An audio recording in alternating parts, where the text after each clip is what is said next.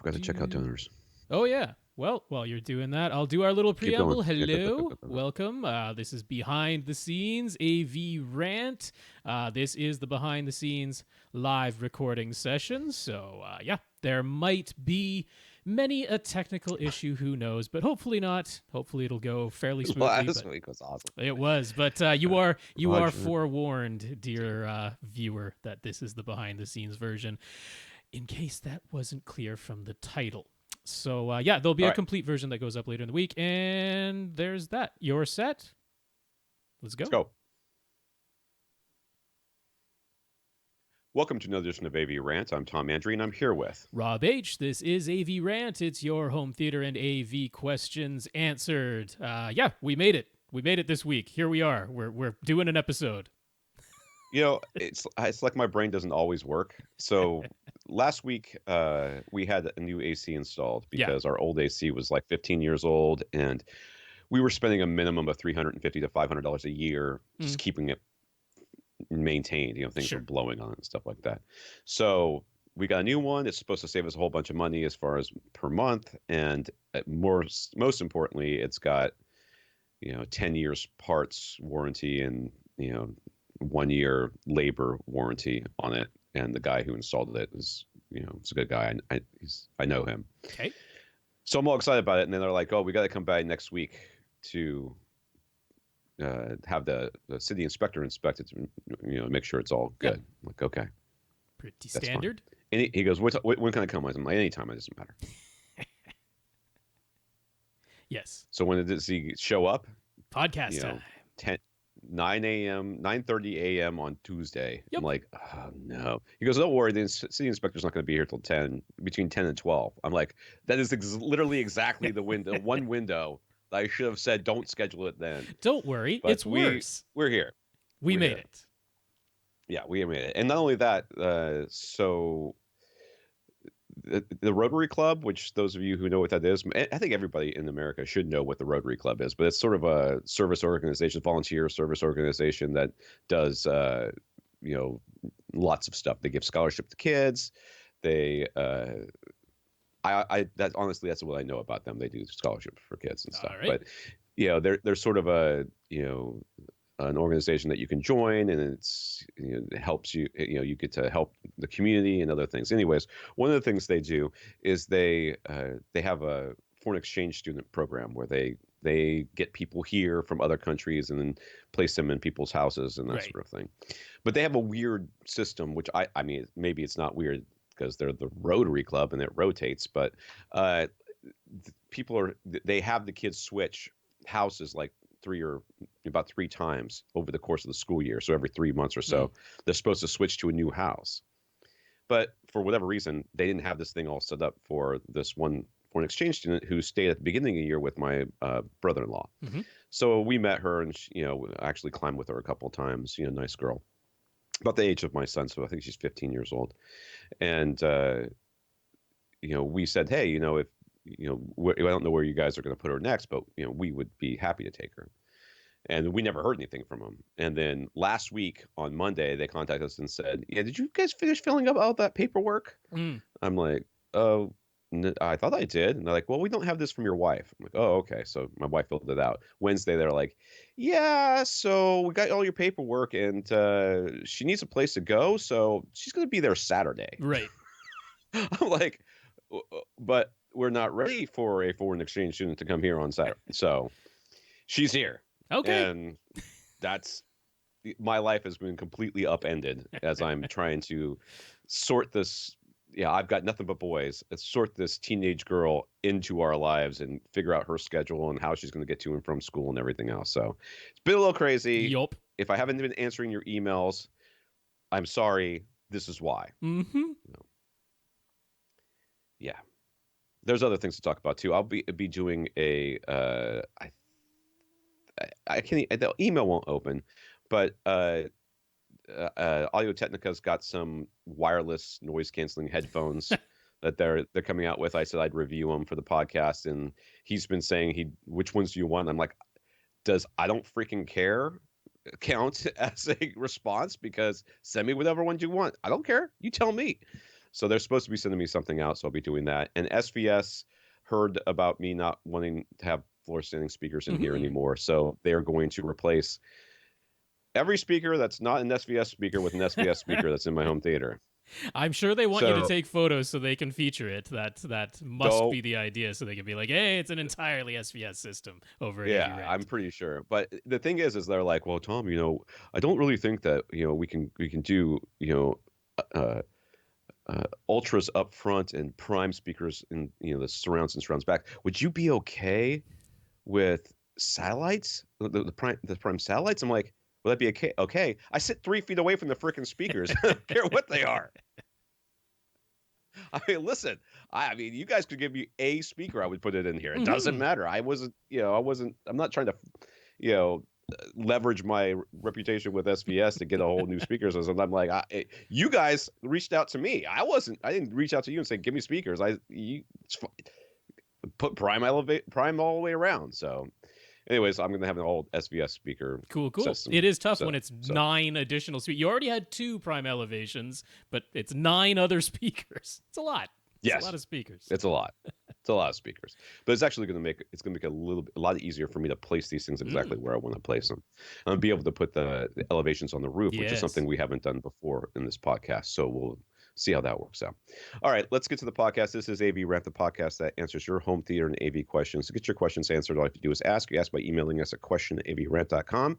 Apparently, I have a frog in my throat. You can go to avrant.com, leave us a comment there. Facebook.com/AVRant podcast is probably, if you don't want to email us, that's the best way to get in touch with us.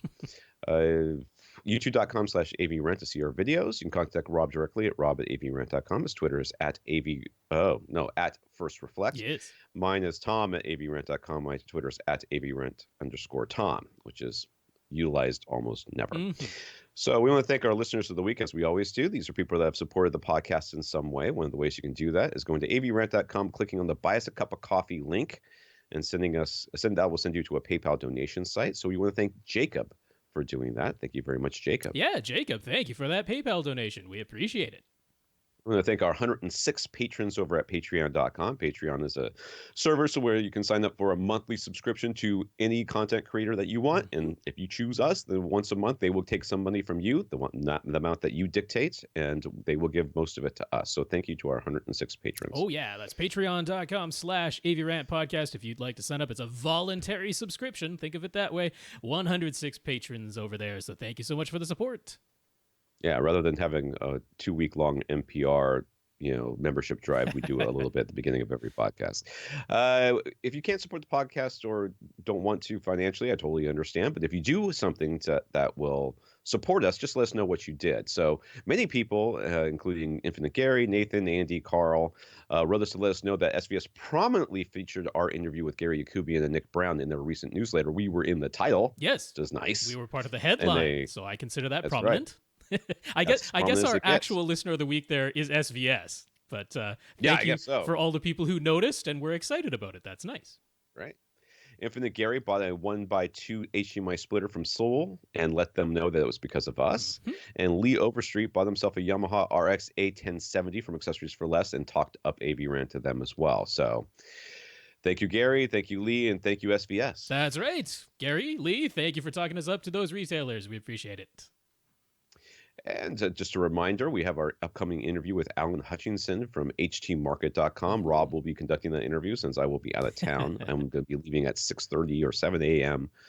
to get on the flight to go to Portland, Oregon. I'll be gone for 3 or 4 days. So I unfortunately will have to miss that interview, but I'm sure it'll be fantastic. Yeah, February 19th, we're mostly going to talk about their HT Design home theater seating, but it is HT Market. They sell all kinds of things. I haven't had any questions come in just yet, so I hope people aren't waiting till the last minute, because unfortunately when we announce it ahead of time, sometimes people are like, oh, I got lots of time to send in a question. No, we would rather be able to prepare and allow Alan to see the questions ahead of time. So please, if you have any questions for Alan, the owner of HT Market, and especially if it's about the HT Design seating, send them on in so that we can put it on the list. All right, so I don't know if what their offerings are because I haven't looked at them recently, but every time I try to buy a couch, that it's a couch, right? Yeah. That has the powered reclining seats and all that stuff. The middle seat never can be powered. It has to be manual. Typical. I want to know why they can't do that, and when are they going to Well, start? Because it seems like HT that Design should be a can, thing. because you're just buying individual seats, so you can. But they always have to have an arm. Well, no, you can get one armless, and then it has a wand that has the controls on it instead. All right, well, there we go. There you go. My question is answered already. Send those questions, by the way, to question@avrant.com. Had a couple more people ask, how do I send a question to the podcast? I'm like, I don't know how you've missed it, but it's question@avrant.com. That is our email address. And send your questions about HT Market there as well, please. How did they hear about your email address, but not question@avrant? I don't know. I don't know. All right, in the news, Chris says MoviePass is truly dead. They have now filed for Chapter 7 bankruptcy, which means they are dissolving the company entirely, and all board members have resigned. Yeah, what that was a fantastic idea that the movie theater said, why would we let you do this when we could do it ourselves? Well, and that was the end of that. It was never really a viable business. I mean, clearly their entire profit structure was to sell everybody's information, which is what they did without telling anybody. They also re-signed up people who had canceled without telling them they were going to do it. I mean, MoviePass was a horrible company. So I'm not sad that is gone. However, I will give credit to the fact that because they existed, something like Stubbs was it A-List? Stubbs A-List, over there at AMC, like that exists now. And it very well might not have ever come into being without MoviePass having been around. So, I 100% agree. There you go. We'll take that good part of it and bid them adieu. Yeah. Sandy Gross has sold yet another speaker brand. Who? Sandy Gross, he was the co-founder of Polkin Definitive Technology and Golden Ear. All right. He, after previously selling Polkin Def Tech to Sound United, Golden Ear Technology has now been sold to the Quest Group, which also runs Audio Quest and Niagara Power products. I've never heard of Niagara, but I know Audio Quest is who they are. Yeah. Dog. Lie down. So given Golden Ear now being owned by Audio Quest and run by those folks, I don't necessarily expect the products to change very much. In fact, they likely won't change at all for many years at this point. However, expect the marketing to get much more flowery language and awful. I was going to say wordy. Yeah. full of things like the quantum. Because really, that's what Audio Quest does. Audio Quest is a marketing company more than anything, because the products they sell are nothing special. But they like to charge a lot and market. But now they've got something a little bit special that they can sell and mark up 300%. That's right. So get your Golden Ear now before they get expensive. Some comments from listeners here. Andrew and Carl on Twitter heard Rob's description last week about having your overhead speakers at 45-degree angles, elevation angles in front of you and behind you, but then label them as front and rear heights instead of top fronts and top rears for the best experience from all three immersive audio formats. Carl wanted to know where he could read more about that, so we can point everyone to the Monoprice Monolith HTP1 manual, where it's described on page 25. So knock yourselves out there. And Andrew decided to give it a try, and so far it does seem to be delivering purely discrete sounds from both Atmos and DTS-X, so he thinks it's an amazing tip. So good job, Rob. Well, I was actually thinking delivering the message. Now that I have the option of moving speakers around, I might try that, but we'll see. I don't know. I don't want to have any more speakers on my wires on my ceiling. All right, let's get to the questions here. Damien.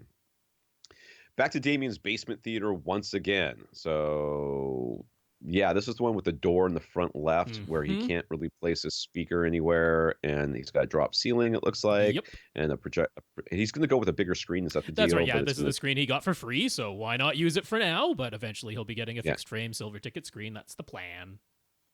Yeah. So, but he's got a door in like the front left corner with like it looks like maybe 6 inches to a foot of space between the front wall and the door there. So you can't really put a speaker up there, and it's making it really hard for him to put speakers. If he puts it in front of the door, it's actually directly to the left of the couch, which is, untenable. So with lots of space at the back and it being a T shape with a hallway on the right, Damien calculated that he's got about 4,000 cubic feet of air plus whatever might be going through the drop tile ceiling. At the moment, he's using a pair of SBS SB12 NSD subs, and he runs them a little hot at plus 3 dB. He tried listening at full reference volume, which he doesn't do a lot, but wanted to give it a try.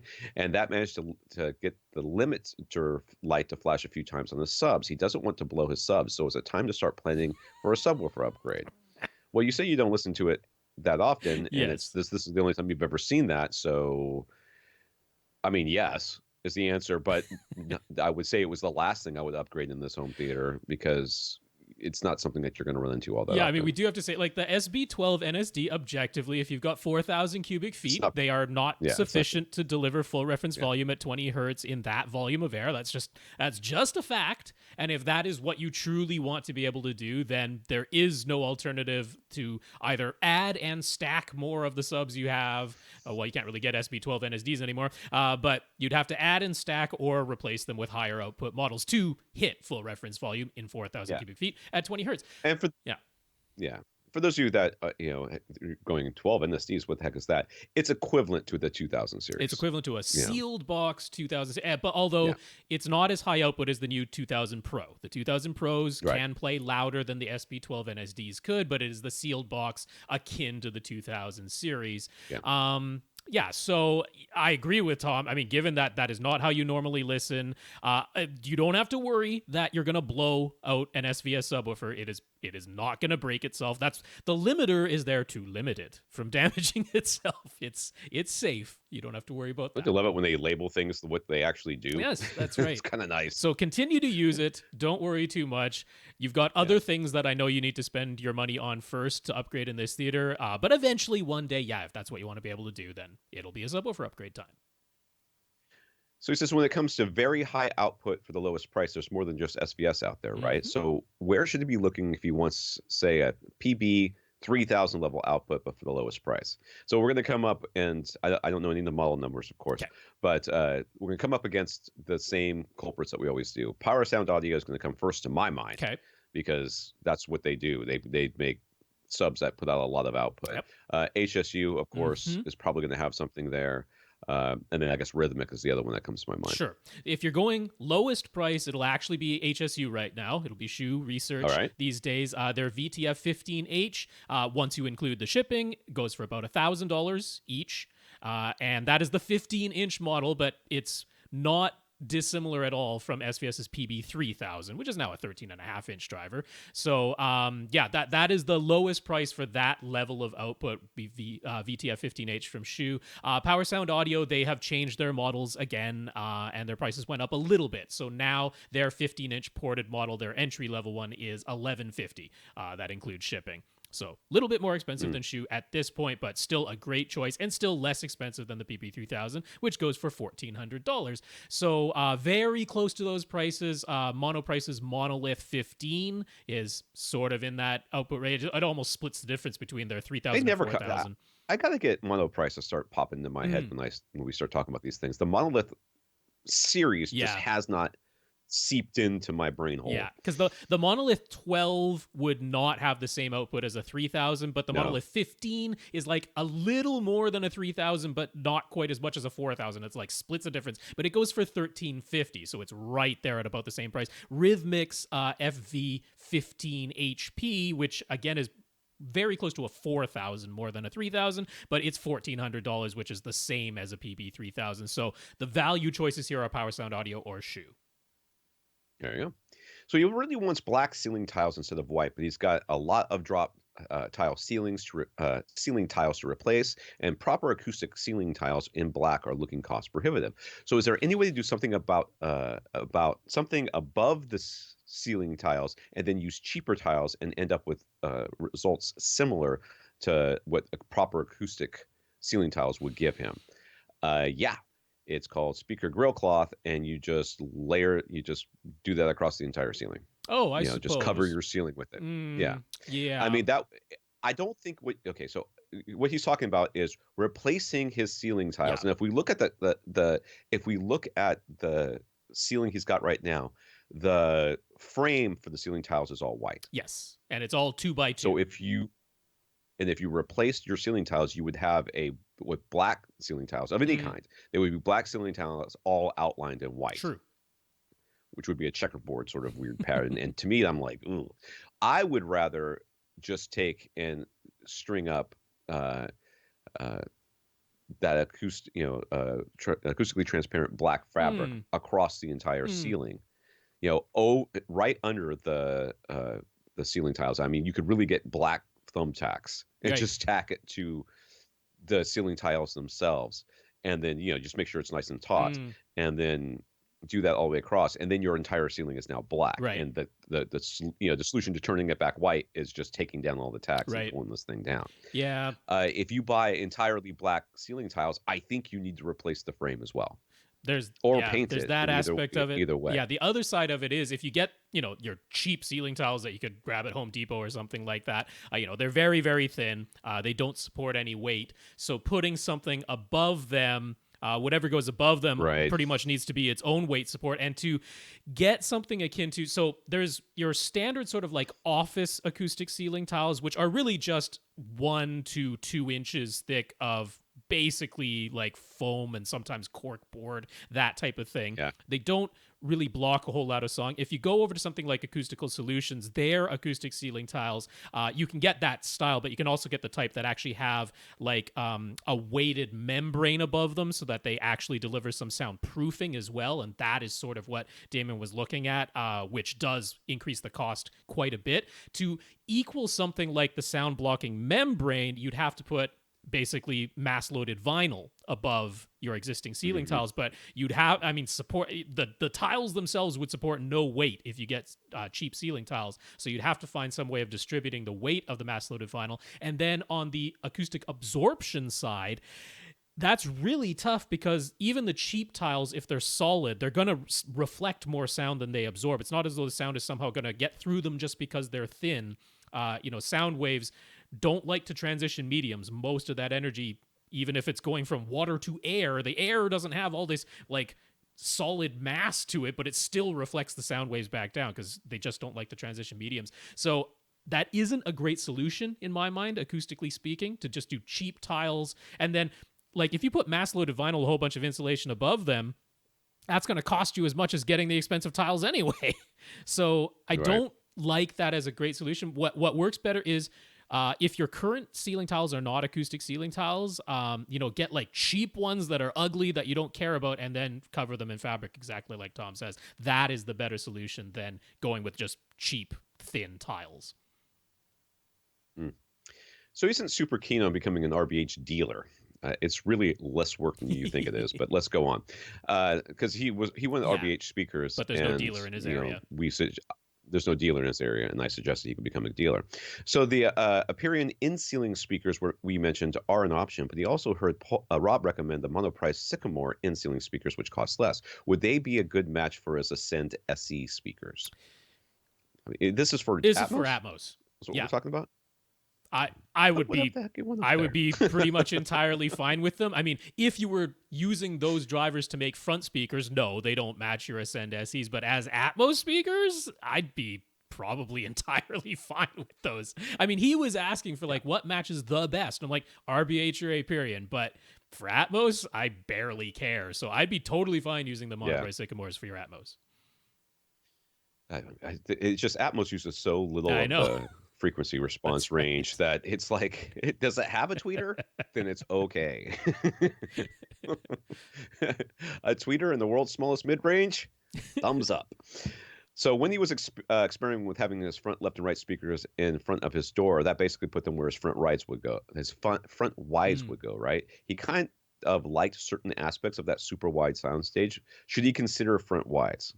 No. I mean, the budget, dude. Not unless you're planning on buying. It's not unless you're planning on buying the highest model Denon receiver for thousands of dollars. That's right. You're going X8500H if you're in the Denon lineup, or I guess you could get a monoprice monolith HTP1, which by itself is $4,000, and then you would need. Well, let's see if he's doing wides plus 7 regular speakers plus 4 overheads. Well, you'd only need 13 external channels of amplification because the HTP-1 is a pre-pro. It has no amplifiers built into it. I mean, hey, you're talking to the guy who's a fan of front wides, but that makes no financial sense in your current situation. Maybe one day, way in the future. So he's using side clamping wall mounts for his HTM 200 SE speakers. He'd appreciate something closer to a flush wall mount. Any suggestions?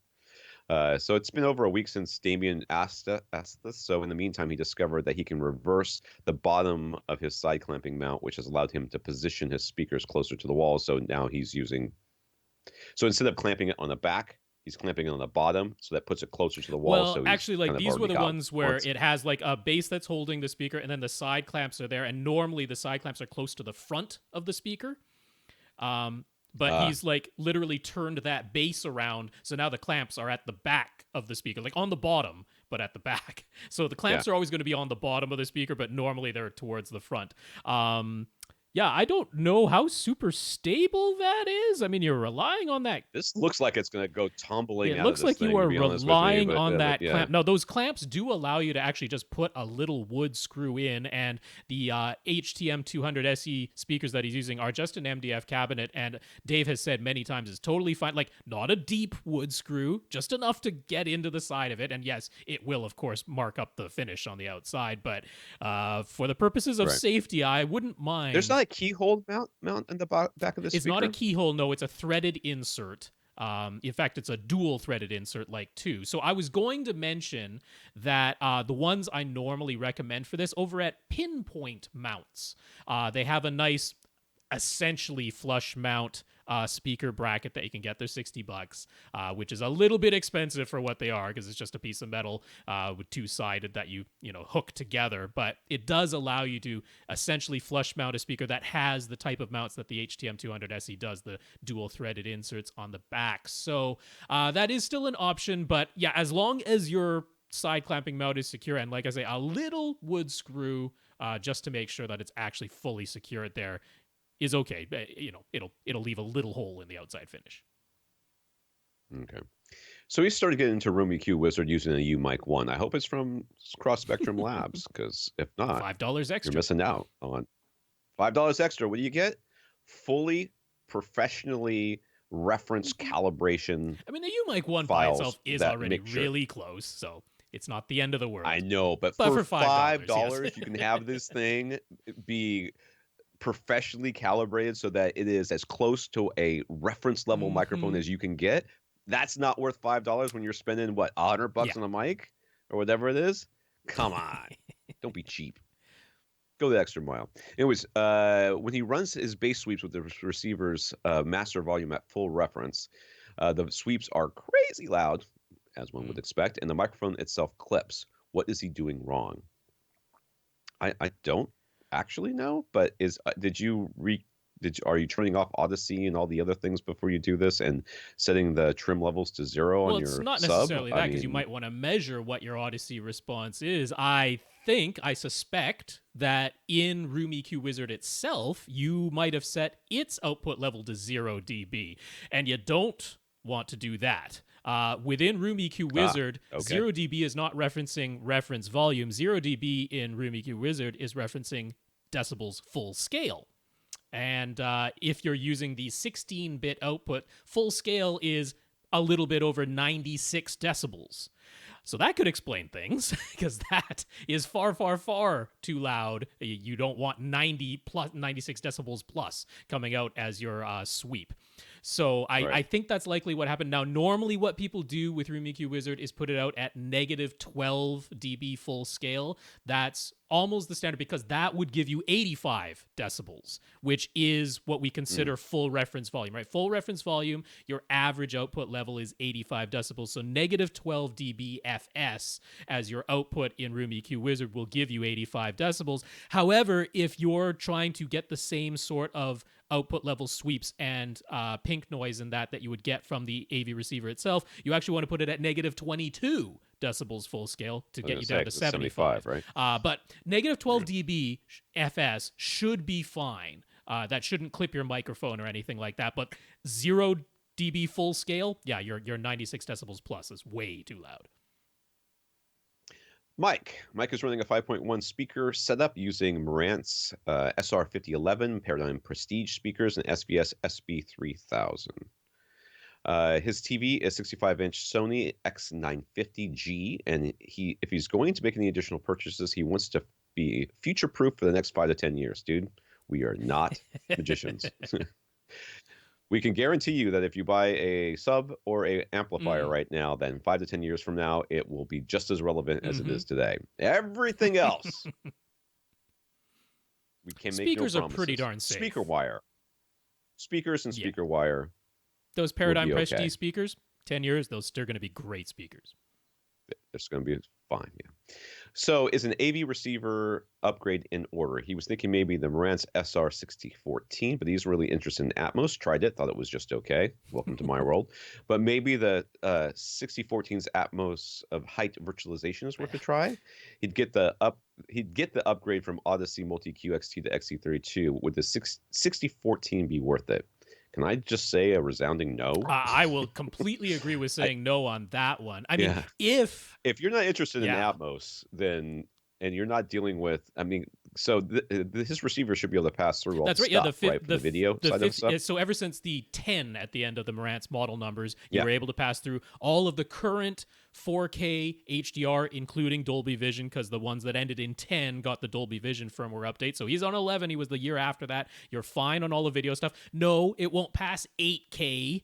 You know, it won't pass 4K at 120 hertz, but nothing actually does yet. Yamaha's the only one who's even announced models coming out later this year, and I'm sure everyone else will. But I wouldn't point you to a 6014. I mean, the only reason to do that is if you're like, I've got to have 11 speakers. My 5011 can't do that. So that would be a reason to upgrade, but you're not in that camp. The height virtualization, the DTS Virtual X, the Atmos height virtualization, I'm like, if you didn't care that much for actual Atmos with real speakers, then no, that is not a reason to upgrade at all for you. So what I would say is don't buy a receiver right now, because if you, Mike, are going to upgrade your receiver at some point, wait for one that has the full 48 gigabits per second HDMI 2.1, because maybe at some point in the next 10 years you upgrade your display to one that can do 4K 120 or 8K. I mean, in 10 years, you probably will only be able to buy an 8K TV, right? You're probably not going to have any choice in the matter. So I would wait for sure, hopefully at least for HDMI 2.1 in any receiver, and you really, you don't need to upgrade for a while. I don't really, and especially with displays, I really see,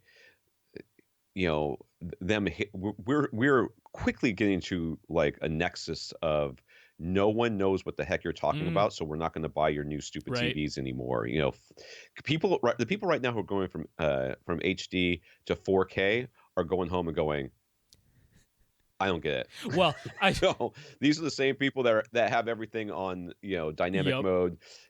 Dolby Dolby Vision isn't working correctly.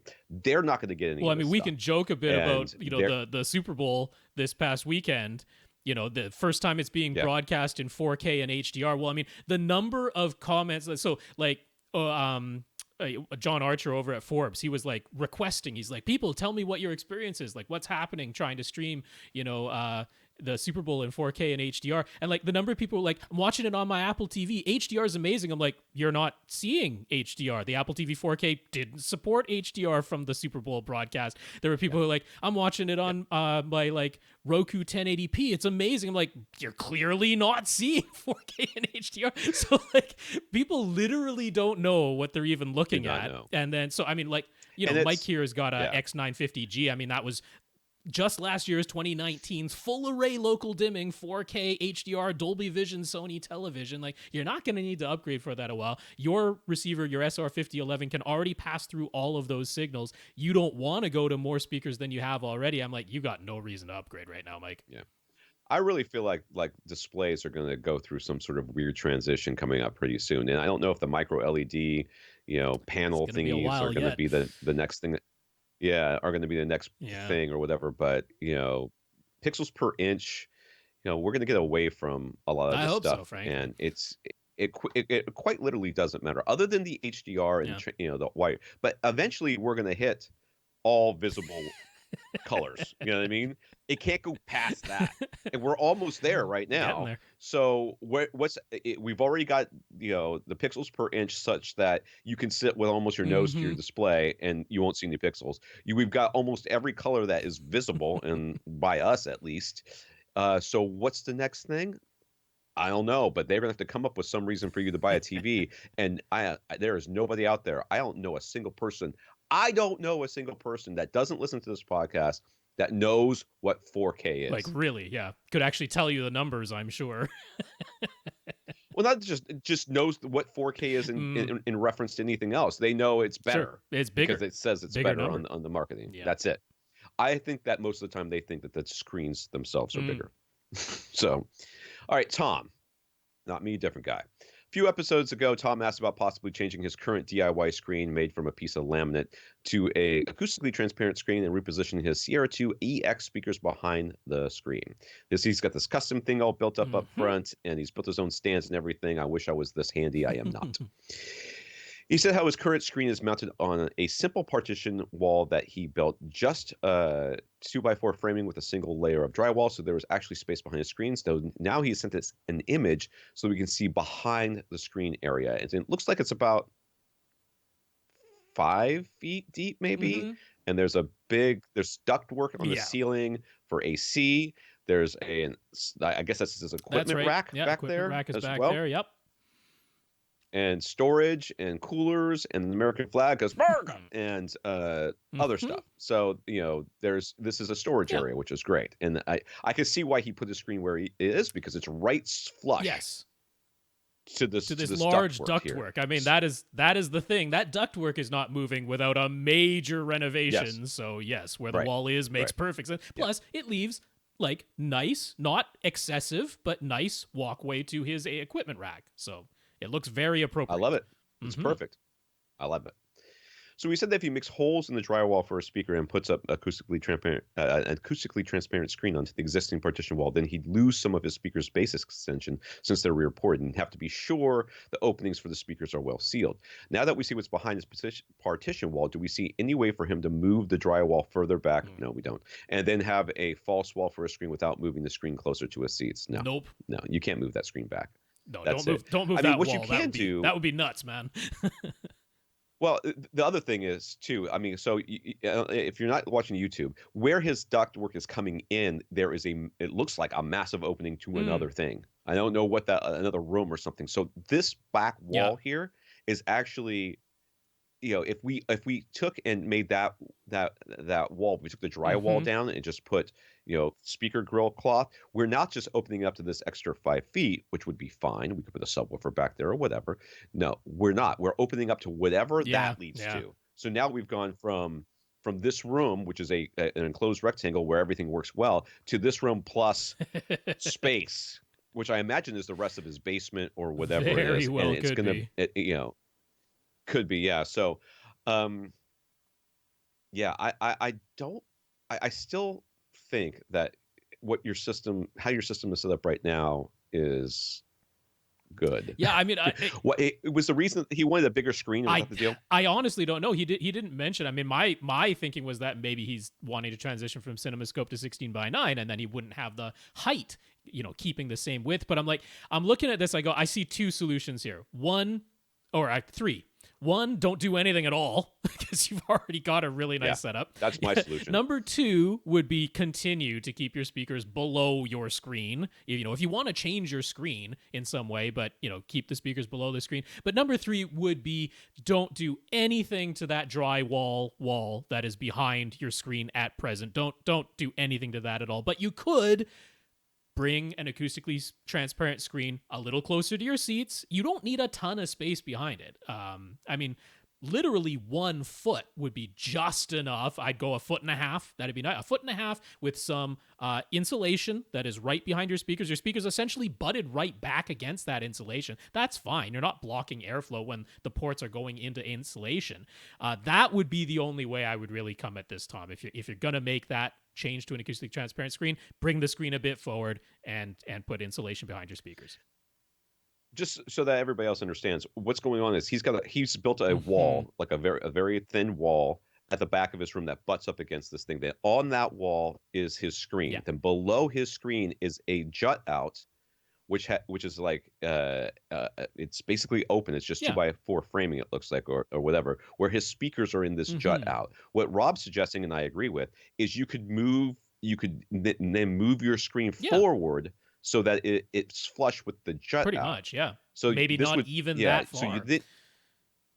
Yeah, so you can move the screen forward that way. Now, you don't need acoustically transparent. You don't need anything other than what you have right now. You just build out closer, and now you've expanded your field of view. Oh, if that's what he wants, bigger or screen is what you're if going he's for. wanting to change the shape of his screen so that it would be too tall to keep the screen above the speakers, then again, you just move it enough forward that the speakers can go behind it without touching the drywall that's behind your current screen, and that would be the way to do this. Yeah. Yes, I agree. All right. I have to scroll down. So he's been reading up on DIY acoustically transparent screens, and one popular recommendation is a dual layer of spandex. Welcome to ABS Forum. Do we have any thoughts or experience on that?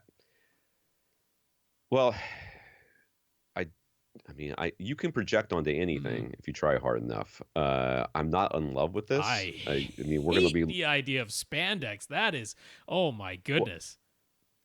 Well, it usually is kind of sparkly, right? Spandex. Not only that, it's the stretchiest thing you could ever deal with. I mean, trying to secure that DIY to a screen. Oh my god, stretchy is like the enemy of what you want. You don't want stretchy screen fabric. That's horrible to deal with. Well, the thing is as you stretch it, you're going to be pulling the weave further and further apart, and not evenly, that's just man. Going to give you like nobody can stretch spandex evenly. Forget it. Don't do that. And a dual layer. There are so many jokes that just popped into my head that I none of them were appropriate for this podcast. But remind me afterwards, Rob, and you and I will discuss how spandex can be stretched evenly by people. I hate this idea so much. Yeah. No, don't. And you know what? Getting the raw fabric from Seymour AV, it's not that bad. Like, no, yes, it costs more than a roll of spandex. I'll grant you that. But like, it's not bad, man. Just get the proper material. Yeah. And where are you going to get this roll of spandex that's going to be, 5 feet tall, so that you're not having to put 2 layers like overlapping with a seam, I don't know, or 3 or 4 to get this, because it's usually like 3 feet wide, right? So how do you do this?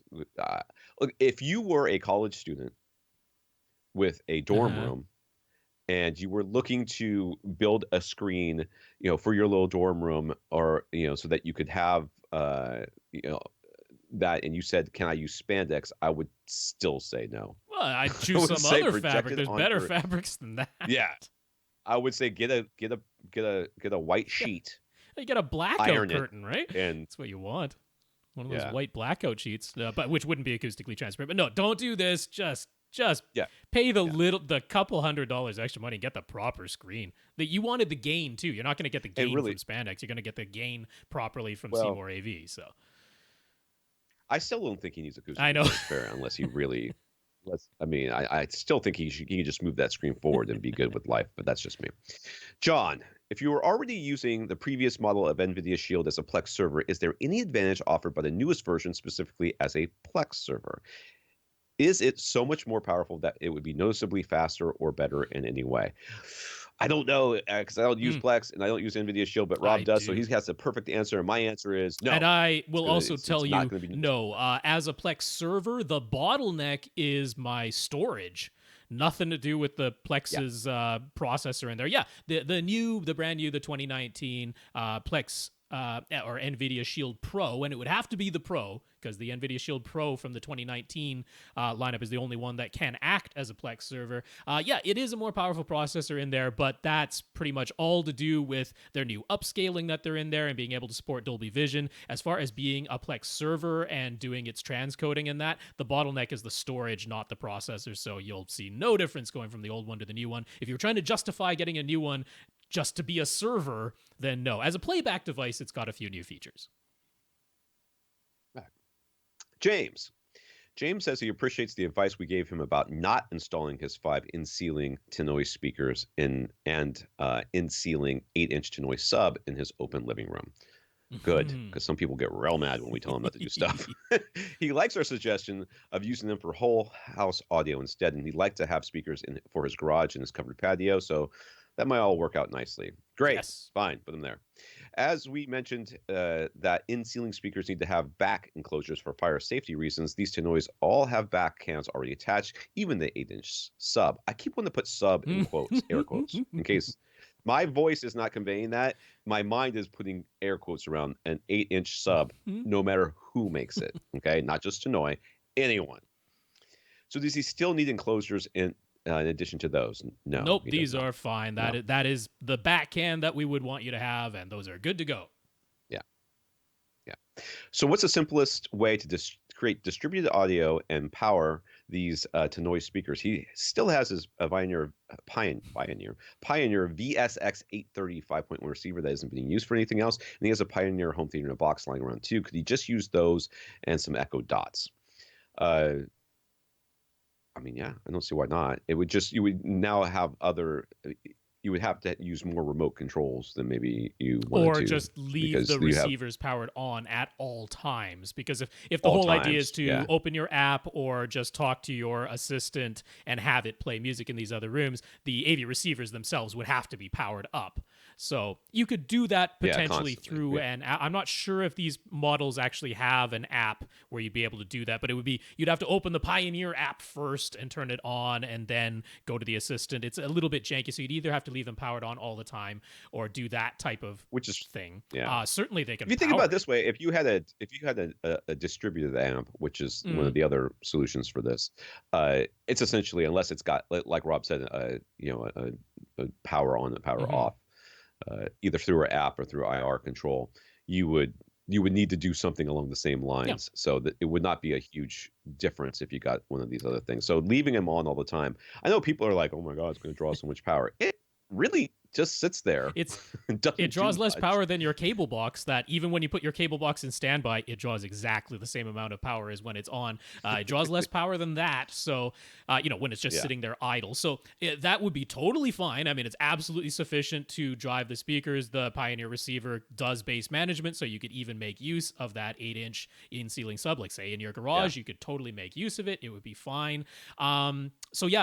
I'm totally fine with doing that. And some Echo Dots just connected to any of the stereo inputs of those AV receivers would work just fine. If you wanted a device where you don't, it is being left on all the time, but it's not like a full-sized AV receiver, and it sounds like he's in the Amazon ecosystem. Amazon does have their Echo Link amp.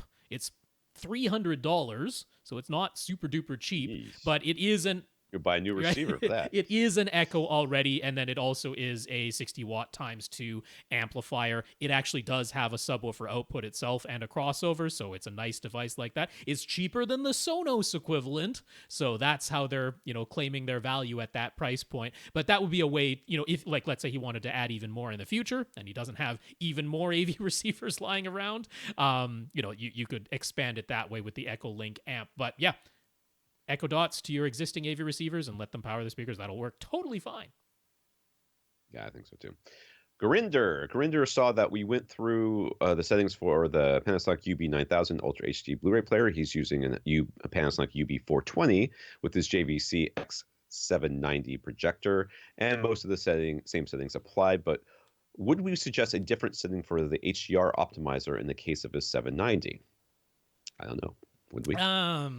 So it's a little bit tricky. I'll first say that, once again, over at HD TV Test with Vincent Teo, he went in depth with the UB9000 and really explaining the HDR optimizer and exactly what the settings do. Now, it's important to note that the UB9000, the flagship in Panasonic's Ultra HD Blu-ray player lineup, does have two settings available within the HDR optimizer that do not show up in the 820 or the 420 model players. And those are the ones that actually say they are for projectors specifically.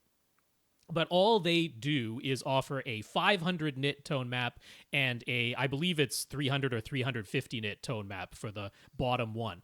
Now, you can get a 500 nit tone map still by simply choosing the, forget the exact name, it's the lowest light output. There's one that's like low, medium, high for LCDs. Well, the low is 500, the medium is 1,000, and the high is like 1,500 nits. So you can still choose the 500. As an option. It's just the whatever the lowest light output for under the LCDs are. So with the X790, you could certainly give that a try. I mean, you're not hitting 500 nits, but when everything has already been retone mapped by the player to fit within a maximum 500 nit, and then the X790 is doing its own tone mapping on top of that to just bring it within its capabilities, that might give you better results. However, like almost all projectors that can do HDR, they're already basically set up for 1,000 nit content. They're like, that's what we expect to get is 1,000 nit content. The tone mapping that we have inside the projector already is set up for 1,000 nit. You feed us 4,000 or 10,000, that's where you're going to start clipping and losing detail. But if you send us 1,000, they should be able to tone map that pretty well. So if you basically leave it at the default, which is the medium in the LCD or the OLED setting, it'll be sending out 1,000 nits, and the X790 should tone map that well. So go ahead and experiment with the lower one, the 500 nit one, but the 1,000 actually should be correct. So when he leaves the UB420's resolution setting as auto, it upscales everything to 4K. But even though his 790 can accept 4K signals, it is actually a wobble K projector. So there's an option to turn that off and just use the native 1080p resolution. So is there an option in the 420, the UB420 player, to have it output 4K disc as 4K, but 1080p Blu-ray disc as 1080p? Not automatically, unfortunately. You can certainly go in there and manually change it, because you can change it to 1080p output or 4K output, as an all the time, but not an automatic switching back and forth, unfortunately. Don't really think that scaling from 1080p to 4K is going to cause any problems. Well, I think it's just that, that gives you the option of exact one-to-one pixel mapping when it's a 1080p signal. I know. Yeah. But you'd have to go into the menu and manually change it every time. So the UP420 offers the option to convert HDR content down to SDR, but still retain the white color. And quite a few users online say they prefer doing this versus actually sending HDR to the 790. What do we suggest doing? I guess I'm going to read all these questions and let Rob answer them, because I don't have any answers for these. So the thing was, I need a 790 projector apparently. The thing was, most of the recommendation for converting HDR down to SDR but retaining the wide color, a lot of that came prior to these Panasonic players existing. Back when everybody was using an Oppo or perhaps using one of the Sony players, those would, if it was 4,000 nit content or 10,000 nit content, that's what got sent to the projector, and a bunch of the highlight detail got clipped off. That's the way the projectors reacted to that signal coming in, 4,000 or 10,000 nits. But at 1,000 nits, they don't do much clipping of the signal. They have that tone map pretty well sorted out. So the Panasonic players, since they can make sure it never comes out as more than 1,000 nits, it works quite well. So when you have an X790 combined with a Panasonic player specifically, I don't see a big reason to convert the HDR down to SDR. It does a good job in its HDR mode. That's my answer there. Keep it outputting HDR. So if he sets his Marantz receiver video settings so that he can see the volume level on the screen, does that impact the picture quality at all? So for those of you that don't have never experienced this, basically, in order to see the volume and other things on your screen, you have to turn video processing on. And video processing is like scaling and all that other stuff that receivers can do. And we often say, don't let your receiver do any of that. But to see the volume, you have to turn it on. But you turn it on and you tell it, don't do anything. Yeah. Basically, you set everything to leave it alone or pass turn through its or whatever. Scaling off, and then turn its deinterlacing off, all of which you can do inside the Marantz, so that's okay. Yeah. So will it affect the picture quality? As long as you turn all those things off, it will not. What it will do is add a little bit more delay, audio delay, as it goes up to your projector. If you're playing a game like Rock Band or something like that, you will notice that. You will notice that. You probably will never notice it in any other types of content. You won't get your lip sync won't go off. The receiver itself will almost certainly get hotter just by having the video processing active, even though it isn't really doing anything, just that chip is active now. It tends to generate substantially more heat. So make sure you're well ventilated. If you need to put some little case fans above there to make sure that the air is circulating really well, you can do that. But it won't like degrade your picture quality in some way just passing it through. Yeah. One of his kids kicked a ball into one of his Polk speakers, and now the tweeter has a little dent in it. Obviously, it doesn't sound bad. Will it be okay to pull the dent back out? Will that fix it? Okay, so, dude, I completely 100% feel you. Okay.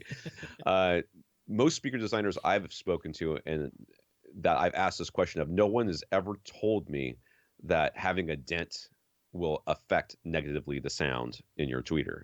Or that's coming from your speaker. Tears, weak points could cause distortion. Because basically, think of the tweeter or the driver, whatever driver it is a piston. It goes back and forth, back and forth. And it's pushing air as it goes. The air itself doesn't care what shape it is in as it's being pushed. So the little dent is not really making a difference there. What could be making a difference is where the dent is.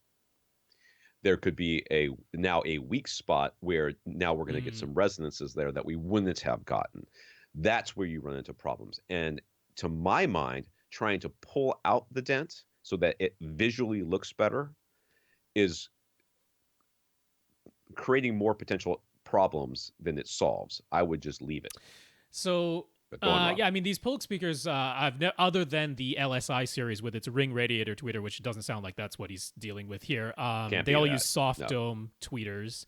Now, I mean, I've seen, the advice out there, like a little piece of, tape.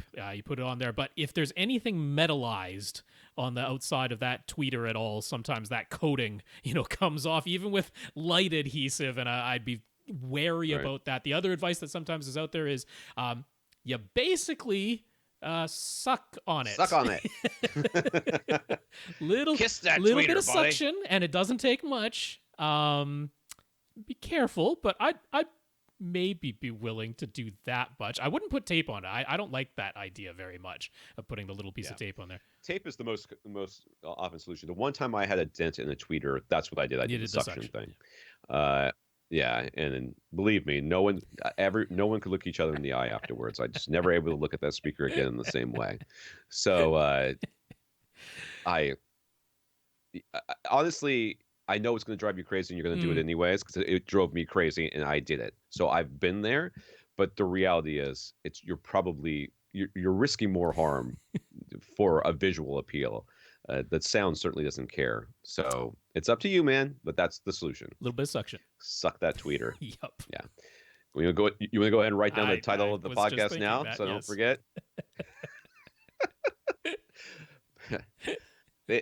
So we used to have a listener many years ago who would, every time we said something stupid like that, he would create an image of it and send it in to us. And God help, remember, he used to put our heads on things. That was way long ago. God help us if that guy was around listening to this podcast right now, I'd be embarrassed for what my head would be doing in that image. All right, Bill got a pair of upward firing Atmos enabled modules and connected them to his Denon X1400H receiver. He reran the setup wizard and identified them as Dolby front speakers or front Dolby speakers. He's using an Xbox One S as his only source. He set it to bitstream audio output with Atmos as the bitstream type. Before I read the rest of this question, the Xbox is a problem. He checked out Netflix and the Dolby Access app, and those seem to work perfectly. Netflix shows that are in Atmos have an Atmos logo, and the Atmos lit up on his Denon. But for Amazon Prime Video and for Disney Plus, nothing has an Atmos logo. Everything just says 5.1. Did he mess something up? Does he need to do an update? Is the problem his receiver, his Xbox, or just those two apps? Oh, in this case, it's the apps. I mean, I don't think that they actually put out Atmos yet. Yeah, so Disney Plus The only device where Atmos is coming out of Disney Plus right now, and what is this, February 4th, 2020. This will change in the future, people watching in the future. But at this time, Disney Plus, the only device that supports Atmos is the Apple TV 4K. So you have done nothing wrong there. Your Xbox One S has no ability to output anything other than 5.1 audio from Disney Plus at this time. I'm sure there'll be an update coming in the future, but that's the way it is. You did nothing wrong there. Amazon Prime Video, the only thing I know for sure actually has Atmos is the first season of Jack Ryan. I am not certain that anything else on Amazon Prime Video even has Atmos. They didn't label it. They didn't put an Atmos logo on it, but the first season of Jack Ryan does have Atmos. The second season doesn't. They didn't bother with it in the second season. It doesn't have Dolby Vision on the second season either. So first season of Jack Ryan only. So play that. If that works, then you've set everything up correct. I mean, I can tell you've set everything up correctly anyway. But that's many settings on the Xbox. Really the issue there. It's not even the apps in the case of the Amazon Prime Video app there. It's just the content itself. They barely have anything in Atmos on the service. Yeah. Alvin. A while back, Alvin got an Onkyo RZ730 receiver and set up a 7.2.4 Atmos configuration. Excuse me. His main sources are his Amazon Fire 4K TV stick and his Xbox One. Let me just stop right here and tell you the Xbox One is the problem. Oh, so biased. That's where our downvotes come from, man. People like the Xbox all One. All the Microsoft fans are out there like, the Xbox One is the greatest streaming device ever. Greatest device ever created. Oh, dear. So he set his Xbox One to Bitstream and the Bitstream type to Atmos. When he plays an Atmos disc, his Onkyo receiver doesn't say Atmos on the front panel, but he can press the info button. It shows both the input and output as being Atmos. And everything sounds correct coming from his speakers. But he plays a regular...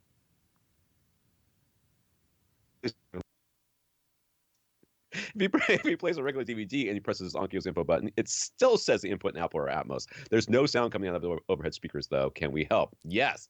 When you told it to output Atmos, it outputs Atmos. It takes everything that comes in and puts it into an Atmos container and pops it out there. But here, the Xbox One. Since he's playing physical discs, there is a fix. In this case, for physical discs, there is that fix because there is the separate menu. It's not the sound and the video and audio settings in the Xbox One. It's a completely separate menu. Or something like that, it's the disc menu. Within your settings for the Xbox One, there is a separate menu that is just for discs, and there is a little checkbox that says "Let my receiver decode audio," and you have to check that box. It's not checked by default. So you have to go into that second menu, the disc menu, and check "Let my receiver decode audio." At that point, it will output the bit stream that is just on the disc itself. What's on the disc will just come out of the player. So there is a fix for this one. Hooray! Yeah. I'm glad they finally did that, by the way. That's great. So the Onkyo gives him no option for which pair of speakers. We missed one here. We missed B. Did I miss one? Oh. For his Amazon 4K Fire TV stick, what he really wants is for it to output the native audio format of whatever content he's watching. Well, it sucks to be you because Microsoft doesn't care. There's a thing for this one in particular, the 4K stick. So have stereo come out as stereo, have Dolby Digital Plus come out as Dolby Digital Plus, have the Atmos come out as Atmos, etc. Is there a way to do that? But it doesn't matter. I'm sorry.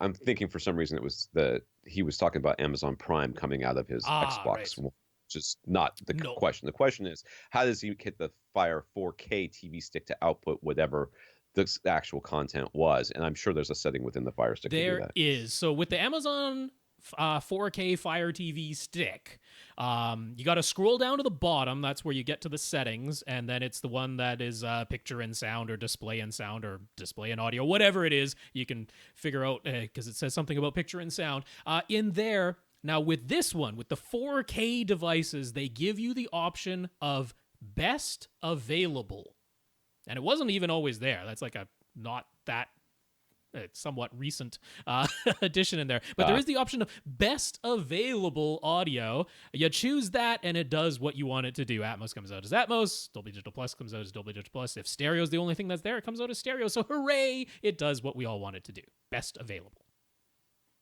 So Zonkyo gives them no option for which pair of speakers in the 7.2.4 setup are powered by an external amp. The surround backs have to be powered externally, and that is it. While he was doing his cleaning, he discovered that the 2-channel amp for his surround backs was powered off. He has no idea how long it's been off. How did he not notice? Is there really just so little sound coming out of the surround back speakers? Yes. No, I mean, no, but you're just not that sensitive to surround backs. And this is why I am constantly recommending people skip surround backs unless it's a very specific situation. The times I have noticed my surround backs, the times it's very rare, and it's almost always in horror movies, and it's always when something's happening like way off to your left, back left, or way off to your back right. That's when the surround backs I've noticed. That, and when my Xbox One took everything and put the surrounds information to the surround backs, and I was like, holy crap, my surround backs are freaking killing it tonight. And that was because the surrounds were off. The other part of it is, since Alvin is primarily using his Xbox One as his source, and we know that prior to all this, he had it set to Bitstream and Atmos, but he didn't have the let my receiver decode audio for discs. So for discs, he was getting, probably a lot of them were just 5.1, so there was nothing coming out of the surround backs anyway, even if they had been powered on. And then for like a lot of games, for especially a lot of streaming, if he's been mostly streaming, most streaming is still 5.1 only. 5.1. So there legitimately wasn't anything coming out of, even if they had been powered on, there wasn't anything coming out of them a lot of the time. And now that you've got it, now that you've fixed your settings, just assume that this is the first time they've been used at all in your home theater. So you watched the Home Theater Guru YouTube video about calibrating your speakers and subs to THX reference level. He mentioned setting your master volume to 0 dB before you play receiver's pink noise, and then he mentioned that for home calibrations, all the speakers should measure with SPL meter at 30 dB below the full 105 dB reference volume peaks, so 75 dB. But then he said because the subwoofer LV channel peaks up at 15 dB, it should measure at 85. Alvin wasn't too sure about that, but he measured on his own speakers without worrying about the subwoofer output level. And his SPL meter said all his floor speakers were at 80 dB, and his Atmos speakers were at 83 dB. Is that terribly wrong? Does it mean he's running everything hot? He never listens at full reference volume. Typically, he's negative 20 dB on the volume dial. So I'm assuming that his receiver set up everything for him. And I mean, I'm not entirely sure. I would think. I mean, it came with AccuEQ. I would guess that he used it to set distances and levels, if nothing else. But so the reality here is that yes, okay. So if you have set if your receiver is set, whatever, say you did your own calibration, whatever, instead of setting everything to 75, you set it to 80. Sure. It doesn't truly matter that you set everything to 80 versus 75, as long as they're all at 80 or 75. Yes. And so while this, if there were different, the front three were at 80 and the back were at 95 and the tops were at 76, I would be concerned. Right. But between 80 and 83, I think that having your tops a little bit hot is probably not a bad idea, just to get them also the way Onkyo actually measures the overhead speaker. Right. So that's not really surprising. There's also the fact that I don't know if he's using, like, you can't get the Radio Shack SPL meters anymore, but maybe he's using an SPL app on his phone,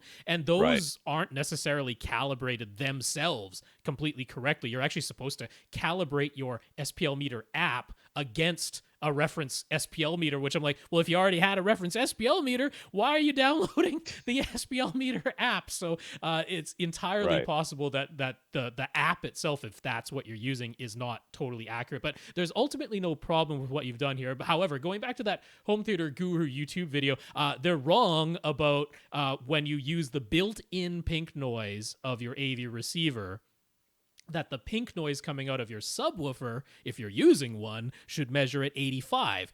That's not the case. Everything should measure at 75. Everything should measure at 75. I mean, Odyssey will tell you that flat out before you even begin if you're using Odyssey. But no, it should measure 75 across all, because it's one of two scenarios. Either they're playing a regular reference signal, a full range reference volume signal where negative 30 dB compared to full reference of a full range signal will be 75. Or if they are actually using a dedicated LFE output, which they're not, by the way, because the subwoofer output is not only for LFE. LFE can be played out of theoretically any speaker. It's its own separate channel. The LFE channel is what is allowed to go up to 115. The subwoofer output, it's just taking bass from any speakers that are set to small plus the LFE channel. The LFE channel is 10 decibels louder. So no, they're wrong about that. Everything, including the subwoofer, should measure 75 dB from the built-in pink noise of the AV receiver. Right. So they're basically telling everybody to set their subs 10 dB hot. 10 dB hot. Yeah. So in case you were wondering who's paying the bills over there, DTS. DTS is paying the bills over there. They love to run them hot. Well, now they're 20 dB hot because a lot of DTS, the LFE channel is 10 dB hot, and now your subs have been channel trimmed 10 dB hotter than they should be. I'll be honest with you. If we were less honest, we should do this. I'm not saying they're doing it dishonestly. I'm saying that we know the difference. And if we told people to run their subs 10 dB hot, they'd be like, oh my God, I followed your stuff. And it's never sounded better in here. We know how many people are not looking for an actual flat frequency response because it's not super exciting. A flat frequency response is not thrilling. It just is what it is. Michael is the fellow who asked us about upgrading his DefTech towers to either Paradigm Premier Series towers or SVS Prime Pinnacle towers. We talked about how at the price range, $1,600 to $2,000 a pair, there are so many options. But in particular, if he goes with bookshelf speakers instead of towers, he'd be able to consider some really high-end offerings. But we didn't know his room size or seating distance, and he wants to power his speakers with his AVRant SR 7012 receiver. So he wrote back. His room is 12 feet wide, 38 feet long, and 7 feet high, and he sits 15 feet away from the speakers. So do we still think bookshelves, or is he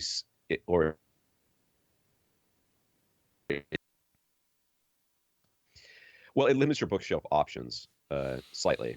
But it also gives you the ability to buy an amp and have me not say you're wrong for doing so. So,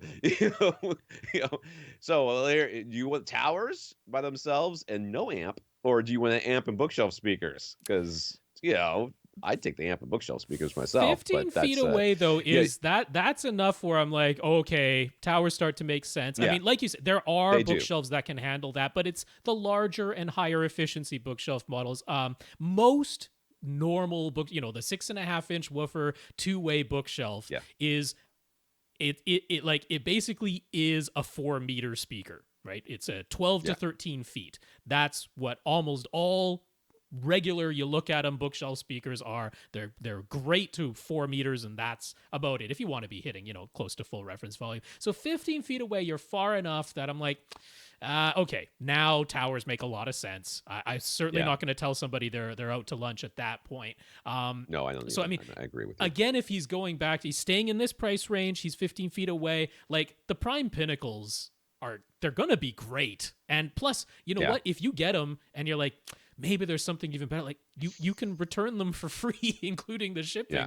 So I'm like, Michael, go order yourself some Prime Pinnacles. I think you'll be really happy. Yeah, I mean, like I said, you can still go bookshelves. You would have to look for something that's a little bit higher efficiency. You might be looking at an amplifier. But I mean, then again, we're talking about 3 feet, right? You're sitting 15 feet away. If you can move your speakers 3 feet closer to you, and into your room, suddenly the world of bookshelf speakers opens up to you again. Right. So, but like I was talking about, like Sierra 2s, because they're in this price range. I'm like 15 feet. That's pushing it. It honestly is pushing it. So it does change the dynamic quite a bit there, Michael. And I'm prepared to just say go buy some Pinnacles. Yeah, I'd be all right with that. Josh thinks, I can't say the word Josh apparently. Josh thinks it's finally time to get around to finishing his basement. He wants an office as he works from home, and his daughter wants a fun place to hang out with her friends, and they both want to watch movies on a huge screen.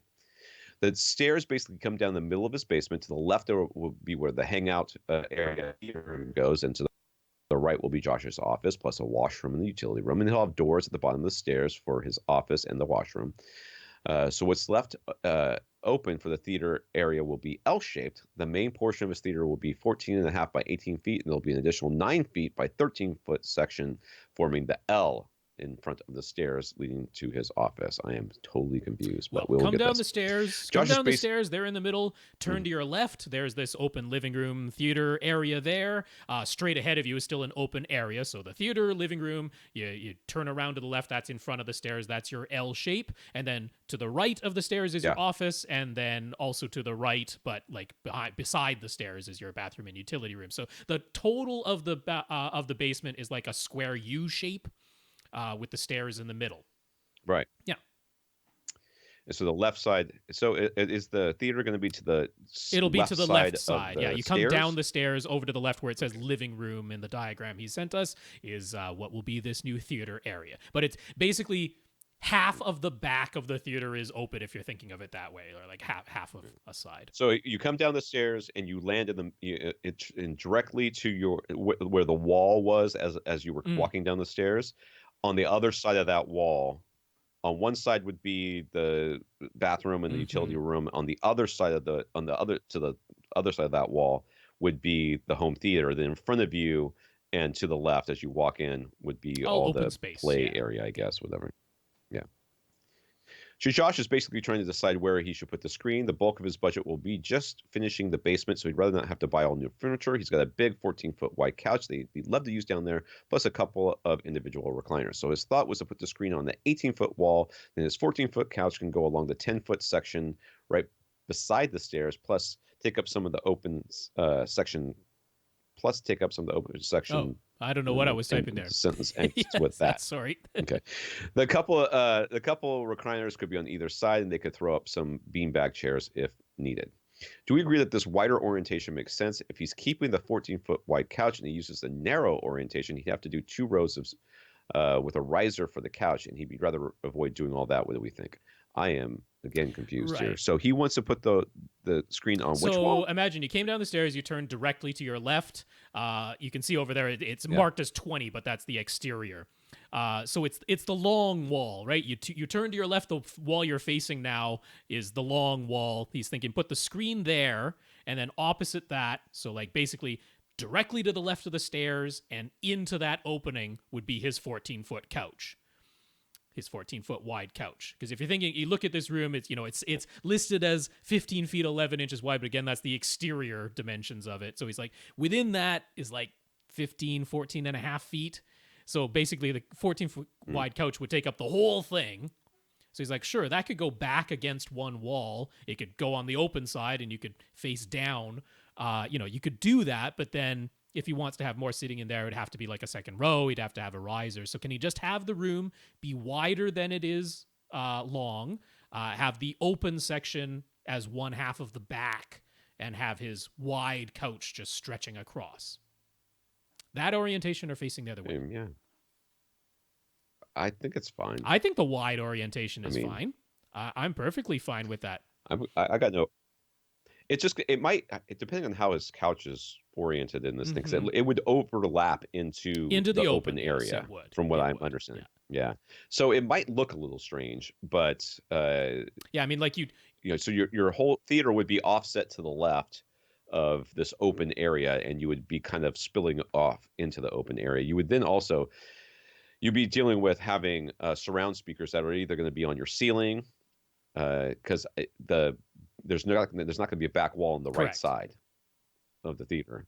So either on the ceiling or on the side walls and way to the side and into this open area here, which is be. But I mean, they could be side to side. They'd be 18 feet apart. They'd be the full width of the room apart. But that's not bad. You'd have no surround back speakers. Surround backs wouldn't make any sense. Oh no surround backs. But I think the wide. I think the wide makes it, like, given that he has this 14-foot couch that he doesn't want to have to replace, which totally makes sense. I think the wide orientation makes sense. This isn't like a fully dedicated theater, but he's aware of that. It's a hangout area. You're going to have this huge screen. It could be retractable even if you wanted to, and that way you can, don't have to worry about the screen being down all the time and potentially getting damaged or something. And, you got this big area. You come down the stairs, when you turn to your left, like, the back of your couch is going to be there, for about, I don't know, 3-4 feet going into this opening. But but you'll walk around that, and now you're into that area. I think that's fine. So if it goes the wide route, then half of the back of the theater area will be open section. Be the open section. Wouldn't it make sense to do surround back speakers? Right? Yes, we already said that. Stick to 5.2.4. Yes. I'm trying to figure out where you get the 4 though, because if you're going to be right on that back wall, well, it doesn't have to be right on that back wall. It's going to be awfully close if he wants a humongous screen, which is what I think he really wants. And then you're talking about having the couch out from it. It's going to be overlapping and spilling into this other area, and then there's going to be a space behind the couch as well. Yeah. You know, I mean, it doesn't have to be a huge space. It could be 2 feet. I see front heights and top middles if you go this direction. Well, sure. Yeah. I mean, you'd have, if you have Atmos speakers, they'd be basically directly above the couch. You know, more or less. Maybe not even outside the outsides of this couch, because this is an extra wide couch. So they might not even be, you know, outside the side edges of the couch, but over the couch and then like 5 feet in front of the couch. That's fine. And no surround backs. Right. No surround backs. There's no reason to consider more than 4 overheads in here, correct? No. Yeah, I mean, you got no place to put them. No. All right, what are we doing time-wise here? I want to make sure. Well, it depends on you, because I mean, we started an hour late, basically, so. Yeah, I know, that's why but I have to go get my foreign exchange student from school at 2:00. So, and I have to eat at some point. I don't eat breakfast, so lunch is an extremely important meal for me. We're an hour and 20 in, so let's try and do what we can. I see. We'll do a couple more. Paul currently uses an Onkyo receiver with Accu EQ and a 5.2.2 speaker configuration. He's got Revell Performa 3 speakers with dual SVS SB16 Ultra subs. But aesthetics demand he put both subs at the front of the room, and it is what it is. All right. He's considering an upgrade to 9 or 11 speaker setup with a Marantz or Denon receiver. He listens to more music than movies or TV and enjoys using an up mixer rather than just straight 2-channel. Before he goes spending the money, he wants to make sure he'll actually hear a difference. At the moment, he uses a Dolby Surround up mixer for music, and his 5.2.2 configuration actually has rear heights as the Atmos speakers, so they're above and behind him. He's heard a lot of praise for the automatic up mixer that comes with Oro 3D. Oromatic. Yes. What did I say? Automatic? You said automatic, which is not surprising, because that would be a normal word. I just thought you spelt it wrong. No, this is Oromatic. Yes. Up mixer that comes with Oro 3D. Will that be an improvement over Dolby Surround? Will it be worth getting? My guess, without ever having heard it, is no. So that dog just passed gas. Nobody like, can super see loud your here. dog. I know, but I think it was loud enough that the microphone might have picked it up. It was. I didn't hear it. I heard it through the headphones. So honestly, I don't have any experience with the Oromatic up mixer, so I can't offer a direct, opinion on that. Ted on Twitter was actually saying that he has been going ahead and comparing these up mixers specifically for music. So he said he thought that the Oromatic up mixer was the most enveloping and ultimately the most pleasing, but he does say that the Dolby Surround has the cleanest center image. So there's a bit of a schmooing of the sound across the front there, which does tend to be the case in a lot of the music-based up mixers. They spread the front left and right into the center, but don't like remove the center and put it solely into the center speaker. That is very common with the music up mixers. So what, I mean, is he asking like, should he do it specifically for Oro? I mean, the thing is, if you get one of the modern 9 or 11 speaker Denon or Marantz receivers, you're gonna get Oro anyway. It's not an extra cost anymore. It's already built in. So you can try it. Like, it's not... you're not having to pay any extra. It's just going to be there for you to give a try. This is a very odd configuration. So he's got 5.2.2 with rear heights. That's right. That is unusual. That's a very unusual. And the first thing I would look at almost any receiver that we would buy these days is making sure you can even do that. There may be some receivers that wouldn't allow you to, but I mean, how far behind you are they? Are they really far behind you? Or are they a little bit behind you? Yeah, because if they're a little bit behind you, high up on his rear wall. But yeah, I would. If they're not, though, then I would consider switching them to middles. Just call them top middles, right? Yeah, just call them top middles. I'll be honest with you.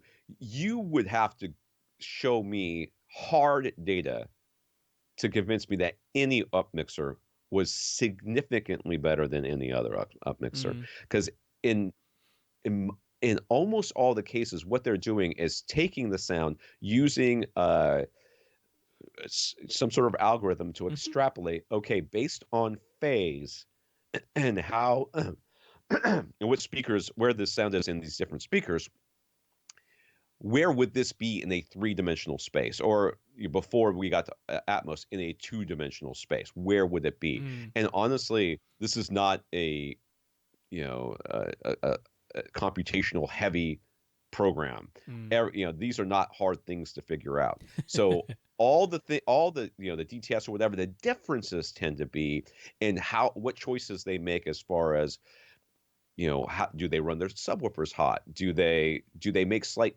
alterations to the sound for, different reasons of their own?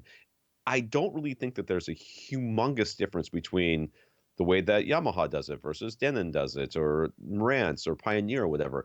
Dolby versus DTS. The DTS, what do? They goose the subwoofer a little bit. That's And what they they goose do. the We all know overheads too. that. They do. They The goose the height overheads now that speakers we are have a Atmos. bit louder, yeah.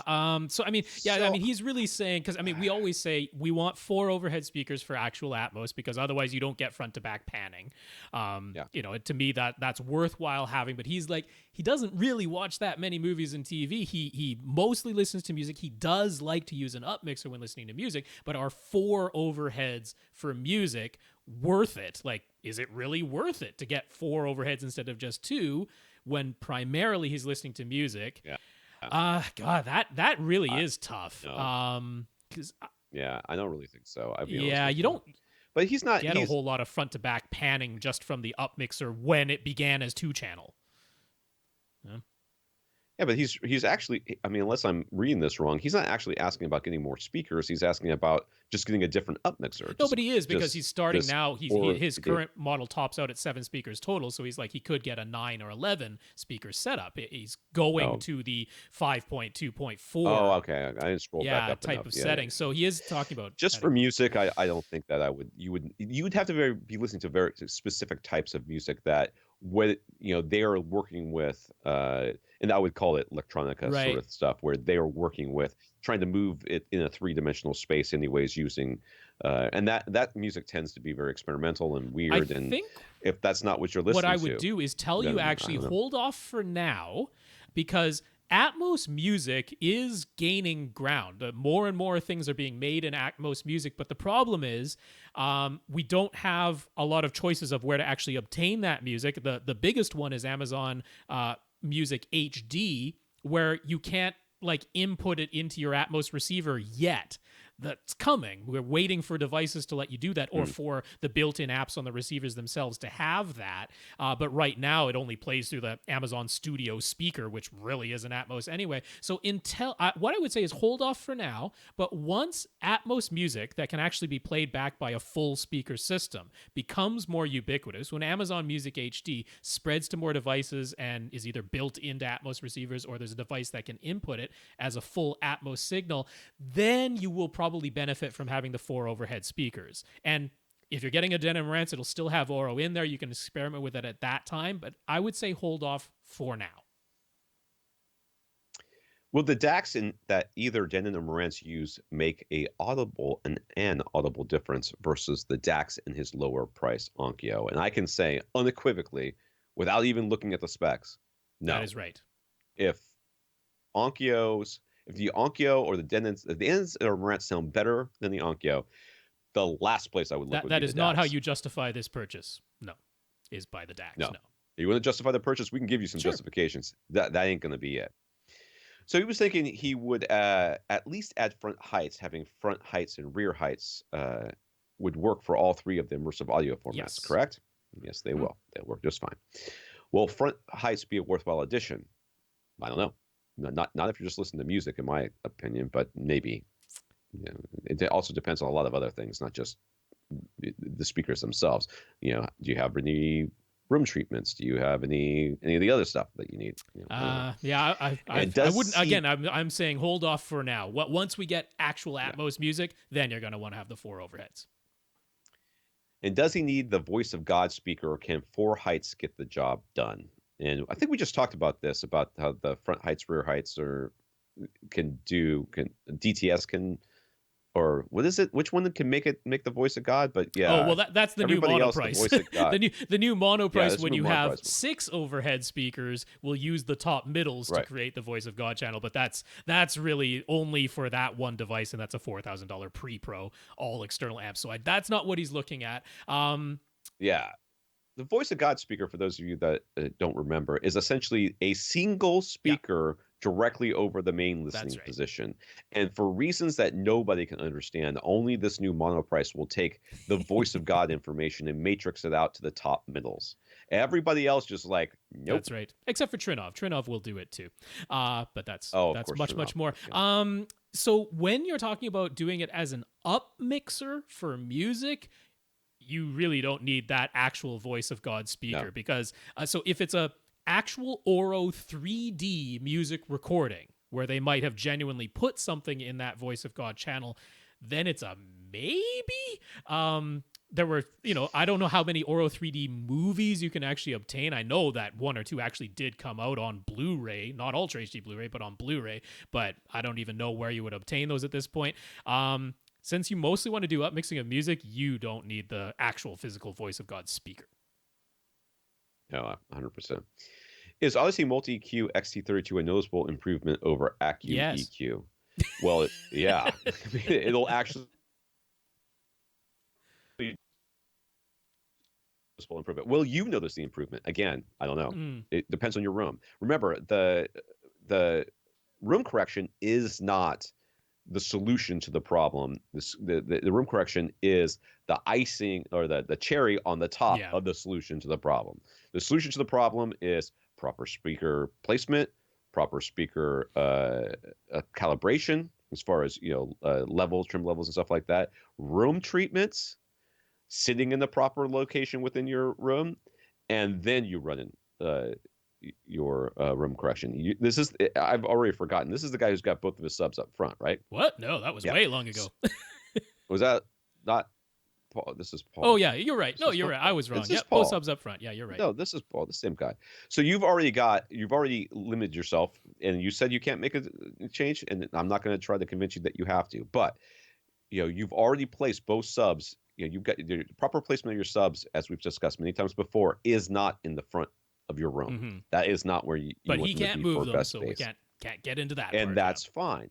So if you're having uneven bass across your seats and you can't place move your subs to help with this, then there's only so much Odyssey is going to be able to do, or any room correction. Mm-hmm. It's not just Odyssey. It doesn't make a difference. You got Y Power or something else, or Trinov or any of that stuff. Nothing is going to be able to make a substantive difference if you're having uneven bass because of your subwoofer replacement. You might not be having I don't know.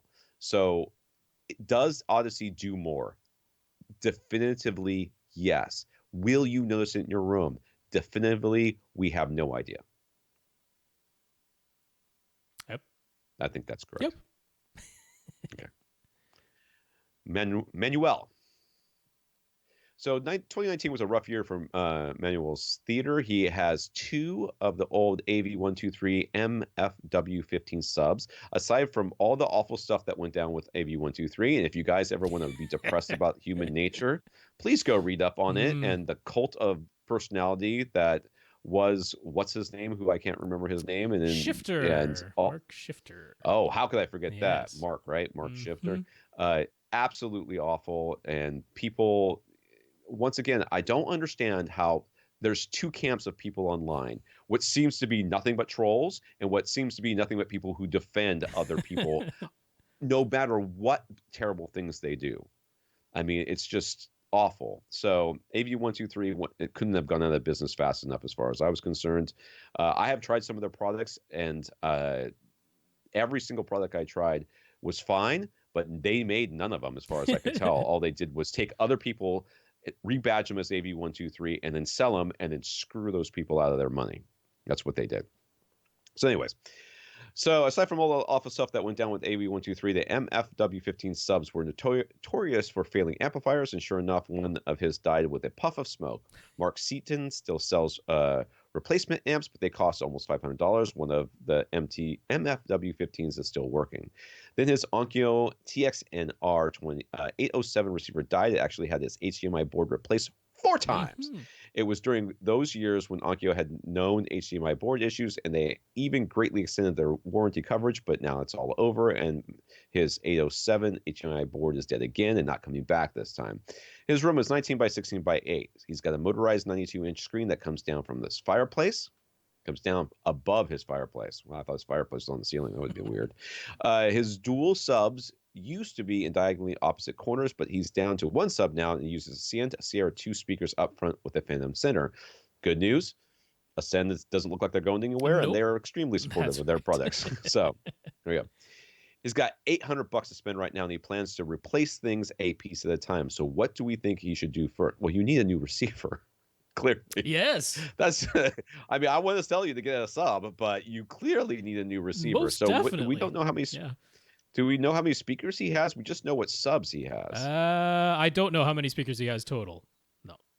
Yeah. So I guess he doesn't have a center channel either. It looks like he does not. No, he's running a Phantom, that's for sure. So should he get a center speaker? The new Ascend Sierra Duo could work. No. You need a receiver. Before an AV receiver. AV receiver is going to be number one here. You can live with one subwoofer for the time being. People do it. Yes. It's survivable. It's pretty hard to run an audio system without an AV receiver. So, yeah, without HDMI. I mean, I guess he's inputting optical at the moment. He must be. I don't know.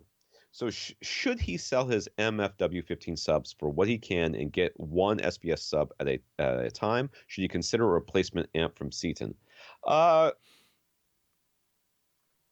think you can make a case for it. So basically, his room is, let me look again, 19 by 16 by 8. Mm-hmm. You could get away with a 1000 series ported sub in here. I mean, that's a downgrade from what he's already used to. That's right. But you would want to have a 2000 series sub in here, which is what, $800 by itself. That's right. So that's why he's like, he could get one. Right. Yeah. Yeah. You still have to get the receiver first. Yeah. So my gut is I would try to see what I can get for the MFW15 as a group. Sure. I would sell them as a package saying I got one that works and one for parts. Mm-hmm. You know, the amp's broken, but the replacement is this. I'll sell you both for, $500, something like that. You know what I mean? And then sell that if you could, if you can. If you do, then you have money for an receiver and one SVS sub. And I think that's kind of the way I would go. Now, could you make a case for the $500 amp, provided that the amp itself has got the kind of reviews that tell you that it's not going to go bad and they stand behind their products and blah, blah, blah, blah. I got to tell you, I'd be eager to divest myself of the MFW15s if it were. I mean, not that. I mean, when they're performing well, they were good subs, and they continue to be good subs as far as the sheer performance. But I'm like, I'd just be one. I just want them out of my life. That would be me. I think objectively, though, you could make a case that that getting a replacement amplifier would be a worthwhile thing to do, and for $500, which is less than buying an SBS sub, and then buy an SBS sub to match it later on down the line. I think you can make the case for that. If it were me in your shoes, I would make the case for getting rid of this thing before it breaks on me again. That's where I come down on this, but yeah. Regardless, I would.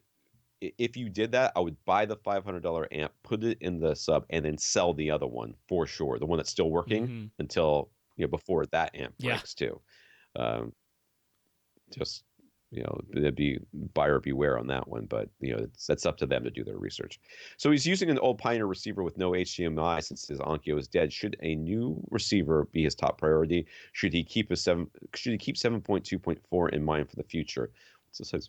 So, I mean, it absolutely should be your top priority. That's what you got to get first. Now, the thing is, with the budget you have in mind, I see virtually no reason for you to not get a Denon X3600H.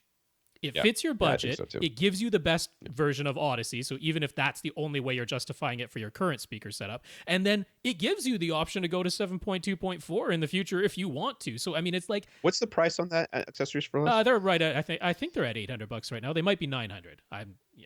Okay. But I mean, it's within striking distance for sure, and it checks all the boxes you could possibly want. So I'm gonna tell you to just go ahead and get a Denon X3600 because then you're not thinking about anything.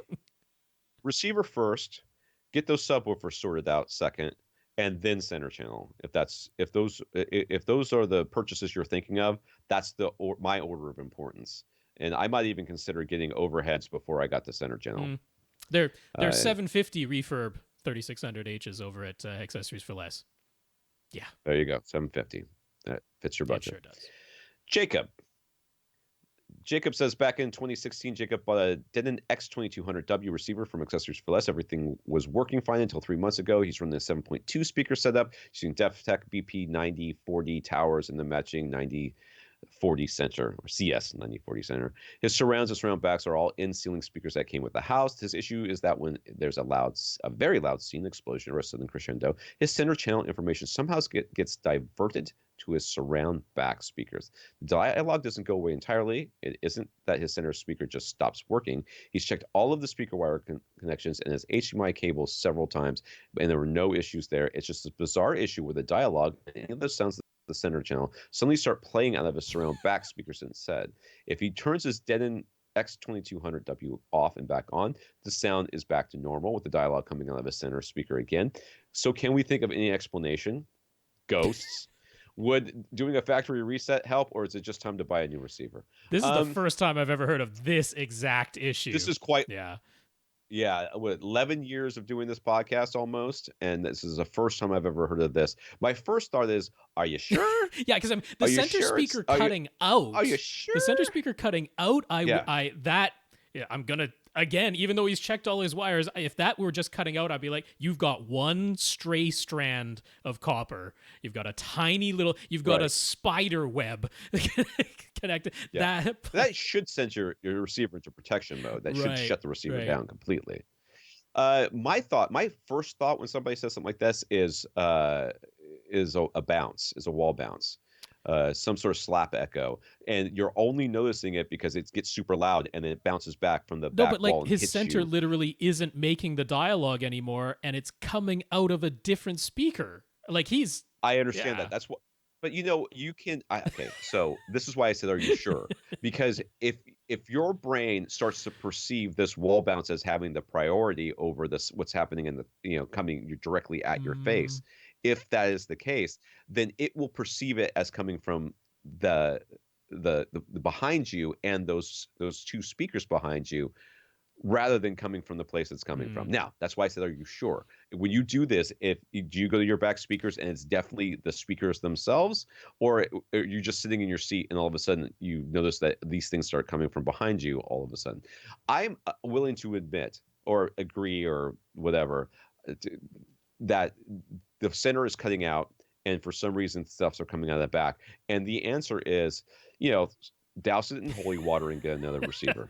I cannot even imagine what could be going on electronically to make this happen. It would have to be technically a decoder error, but I've never heard of a decoder error exactly like that. So that's new to me. But even if it was, he should be able to, to test that, he could switch decoders. Right? He could... Well, it might be the chip itself, I guess, but...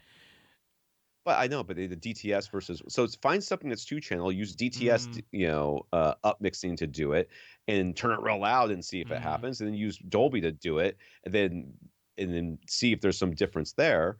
But... I can't imagine what else it would be. He's definitely outside of warranty period by this time if it's a $2,200. So he's outside of warranty. I wouldn't necessarily say that it is not worth it to contact Denon to see if there is any sort of repair, but to do a repair on something like this, it would have to be repeatable. So you'd have to make sure that you really can say, here is exactly what you repair shop needs to do to repeat this error so that they can start potentially to track down and fix this thing, because they're not going to just take your word for it. It needs to be a repeatable issue. So if it is in any way random where you can't like tell them here are the exact things that you need to do to make this problem happen in your shop, then it's kind of time for a new receiver, because I mean it might cost you just as much to get this thing repaired as to get a new receiver anyway, and this is not an error I can explain. With accessory for less sitting around here like undercutting everybody's prices, yes, it's very hard to justify fixing things anymore. Well, because I mean he can get a modern 2600H for $300. I'm like, I bet you the repair ends up costing like $250 anyway if they did it. So at least it's so weird. If you do figure out what's going on, please let us know. That's a new one. And even if it's a slap echo, like I said, and you're like, oh my God, I can't believe it was just a slap echo. I'm so embarrassed. Don't be embarrassed, dude. We do stupid stuff in here all the time. I'm constantly messing stuff up. Have you heard me on this podcast? Anyways, I sucked a tweeter once. Chris says his room is 11 by 17 by 8, which is just a tiny bit smaller than my room. So, room buddies. At the moment, he's using a single SVS PB12 NSD. I have the PC12 NSDs and 2 of them. Subwoofer, but he'd love to have dual subs. His issue is he doesn't have enough space for a second sub that's as big as his PB12. He's considering the PC2000 Pro cylinder, but even though it has a smaller footprint, he really doesn't want something that physically large. So which sub can he buy that will work well in his setup while taking up the least amount of physical space? You can get the sealed box. Yeah, 11 by 17 by 8. In this space, you'll be fine with the sealed SB2000 Pro, which is, barely over 14 inches wide, 15 and a half inches deep, 14 and a half inches tall. Yeah. That's the smallest one that will definitely have the output and extension that you want. Yeah, you're pairing it up with a PB12 NSD. It's fine. In this room size, it's fine. In this room. Yeah. Let me tell you one thing. I definitely, in my room, could have gone with the sealed 12 NSDs in here. But my whole adult and semi-adult home theater life, I have been enamored with cylinder subs. And there was no chance I was not going to get a cylinder sub when I got the chance. I've always wanted them, and I got them. Did I need them in this room? If you listen to those podcasts back in the day when I got these things, I said they're way overboard for this room, but I don't care. They're cylinders, and I'm doing my little happy. Oh yes, they are. Yeah. I mean, I'll let you know, like Monolith, Monoprice, they do have a sealed version of their 12, is the M12S for sealed, but it's bigger than the 2000 Pro. It's 15 and a half inches wide, 16 and a half inches deep, and 19 and a half inches tall. So that's like a piece. That's like an EP 500. Pretty close, yeah. So I'm like, go get a sealed 2000 Pro. I think you'll be very happy. Yeah. Ilongo is looking to install 8 pairs of in-ceiling speakers around his house for casual background music. He wants to have back cans for all of them, so he's leaning towards RBH. And RBH in-ceiling speaker lineup, there are the VA615, VF615, and VM615, with prices going up and the driver material is changing. He's got prices from his local dealer, and either the VA or VF would be affordable to him. But is there a compelling reason to spend more on the VF series? It claims slightly deeper extension in its frequency response. They got a 3 at 50 hertz versus 55 hertz. For the VA is the one with the 55 hertz. Slightly higher power handling, 100 watts versus 80 watts, and it uses a fiberglass cone with aluminum dome tweeter versus a graphite woofer with a silk dome tweeter. Any thoughts? My thoughts are go the cheaper one. Yeah, when you're talking whole house audio, casual background music, absolutely go with the VA. They're less expensive. They're still really good. The VF was like, you remember the old, what was it, the T series or TK series that had the yellow drivers? Yeah, TK. The TK series. And it's like, I had those. The VF are like the last vestiges of that series, because the TK series went away a long time ago in RBH's regular lineup, but I guess they still have some of those yellow fiberglass woofers hanging around. So like, here's a VF in ceiling that uses that woofer. So there's like nothing that really matches them in RBH's lineup anymore. No, for these purposes, save the money, get the VA. Yeah, whole house audio is you don't really need super duper high, efficient, high end speakers. You're not looking for that quality of sound. What you're looking for is good coverage and a flat frequency response and a little bit of bass. You really don't need a ton because you don't want people to have to fight over the bass to You talk also to don't each want to other. physically So vibrate all your floors that way. yeah. So RBH offers two backhands for the 6.5 driver models: the BC6R, which is nearly 8 inches deep, and the BC6RS, which is only 3.5 inches deep. In some parts of his house, the shorter 6RSs will fit, while the regular 6R won't. So how will that impact the performance of the speakers? And does having backhands of any kind affect the sound versus leaving the backs open? Well, depending on where you're putting them, you might not have the option of not having backhands. Anything going into an attic space by code must have the backhand. That's for fire safety purposes. So you got more internal volume Right. here, and this is are these front ported or are they not ported at all? I Speakers? don't Because believe I they don't know are what they are. ported at all. Yeah, if we take a look at their design, So that's not a front design of this drivers themselves. response is what I would guess in this, and honestly, again, whole house audio, you get the one. Actually, I'd get the cheaper one in every case I could. If the 3.5 is, even though you could fit the 6.5 inch one or whatever the other one, 8 inch one or whatever the one. If the 3.5 inch one is the cheaper one, I'd buy all of those and just go with that. Yeah, it would be strictly in the bass response. That's the only place that you might hear any difference, and even that is questionable whether you would actually hear the difference. But that is the only part that would be affected in any way. I mean, I'm always in favor of having back enclosures. I don't really understand why almost no in-wall speakers come with back enclosures. I think it's ridiculous that they don't. So I'm always in favor of having it. It prevents sound from leaking into other rooms. They don't come with.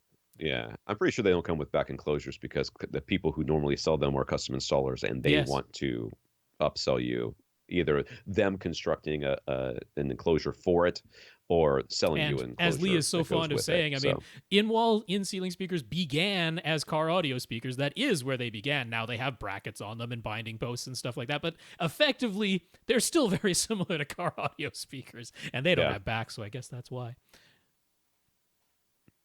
Mark says he's been listening to AV Rant for 10 years and dreaming about building a dedicated home theater for 15. He has finally bought a house, and now he's excited to get started. It's a split-level house. The living room is above the basement, in which he plans to build his theater. Then beside that living room and basement, there's a step down to the family room with the bedrooms above. So it sort of overlaps a little bit. So the living room is above the basement, and then there's like some steps down to the family room, so it kind of overlaps both the basement and the living room, and above the family room is the bedrooms, and apparently there's no kitchen in this house. So he's going to build his theater in the basement, which is unfinished. He'll be putting the theater as far away from the family room and bedrooms as possible, so 2 of the theater walls will be exterior walls, and then the 2 party walls will still have part of the unfinished basement on the other side. He figures once he has finished the theater with full framing, it'll roughly be 11 by 17 by 7, and there is already a door to close off the basement stairs. His goal is to be able to play the theater at close reference volume without waking anyone in the bedrooms. Dude, that really depends on how well. If you're not going to fully soundproof, it depends on how lightly they sleep. He's been researching at Trademark Soundproofing and Soundproofing Company on the best ways to build and finish this theater room. A, is it necessary to build on top of his concrete foundation in any way, or could the standard basement carpet directly over the concrete be okay? Not if you don't want to wake people up and you're playing at full reference volume and you start shaking that foundation, it's going to shake every wall in your house. Yeah, and also I hate carpet directly over concrete. That is a horrible idea. Always if you're finishing your basement, always finish the floor is my advice there. Now, it sounds like his basement is unfinished and he is constructing these party walls. I mean, these are non-load bearing, so you don't have to worry about that part of it. So do the full dimpled plastic over the part of the concrete that you're going to finish. The full dimpled plastic that automatically gives you little air gap and some decoupling. You're going to have a subfloor directly. It could be OSB, could be plywood. Tongue and groove. That'll be directly tap-conned through the dimpled plastic into your concrete floor. That now is your subfloor, and you actually build your party walls on top of that. The party walls do not connect directly to the concrete. They build on top of your tongue and groove subfloor with the dimpled plastic underneath. You do that. Now, if you want to now prevent sound even further, The dimple plastic already does a substantial amount, so you're pretty much good there. You've essentially decoupled your subfloor from the foundation floor, and you're basically done there. But if you put down a nice padding layer, whether that's a full rubberized padding or just a nice thick carpet padding and carpet there, you're good on the floor as far as I'm concerned. So Trademark Soundproofing has a suggestion to cut pieces of drywall to fit in between the existing ceiling joists and then to attach them to the underside of the living room subfloor using green glue. Is that beneficial? This is the only website where he's ever come across that recommendation, and even they say it's optional. I mean, I thought we would just do like hat channels and resilient, whatever the thing is. This is it's a weird recommendation. I mean, if you're talking about footfall noise, that's coming through the joists anyway. Adding drywall to the underside of the upstairs subfloor isn't going to really do anything about footfall noise. As far as preventing sound from getting upstairs, if you stop it inside the theater, that's where you want to stop it. This is like, the sound got all the way up into the joist bays and we're going to put some more mass up there. I'm like, that doesn't make sense. I wouldn't go with that. Soundproofing company doesn't recommend doing it. I'm like, they're the authorities. I go with their recommendations. So this is the type of insulation put in the ceiling joists and in the party walls matter. It's as much as you can. Well, no, you don't want to actually compress it. You want... No, you wouldn't want to compress it, but I mean, you want to fill those joists. Like, you want to fill everything with insulation. Whether it's the pink stuff, whether it's Roxol, whether it's some other thing, the shredded up blue jeans or the cellulose, it doesn't matter. Acoustically, they all perform the same. The only different one is closed cell, like hard, rigid foam. The stuff that you spray in there, and then it gets hard. Actually hard. You wouldn't want to use that. But that's actually, I think, the most expensive one, and I think he's looking to try and save money. So if you're like, Roxol's more expensive than the pink stuff, just use the pink stuff. Pink stuff is fine. Pink stuff, yeah, just use pink stuff.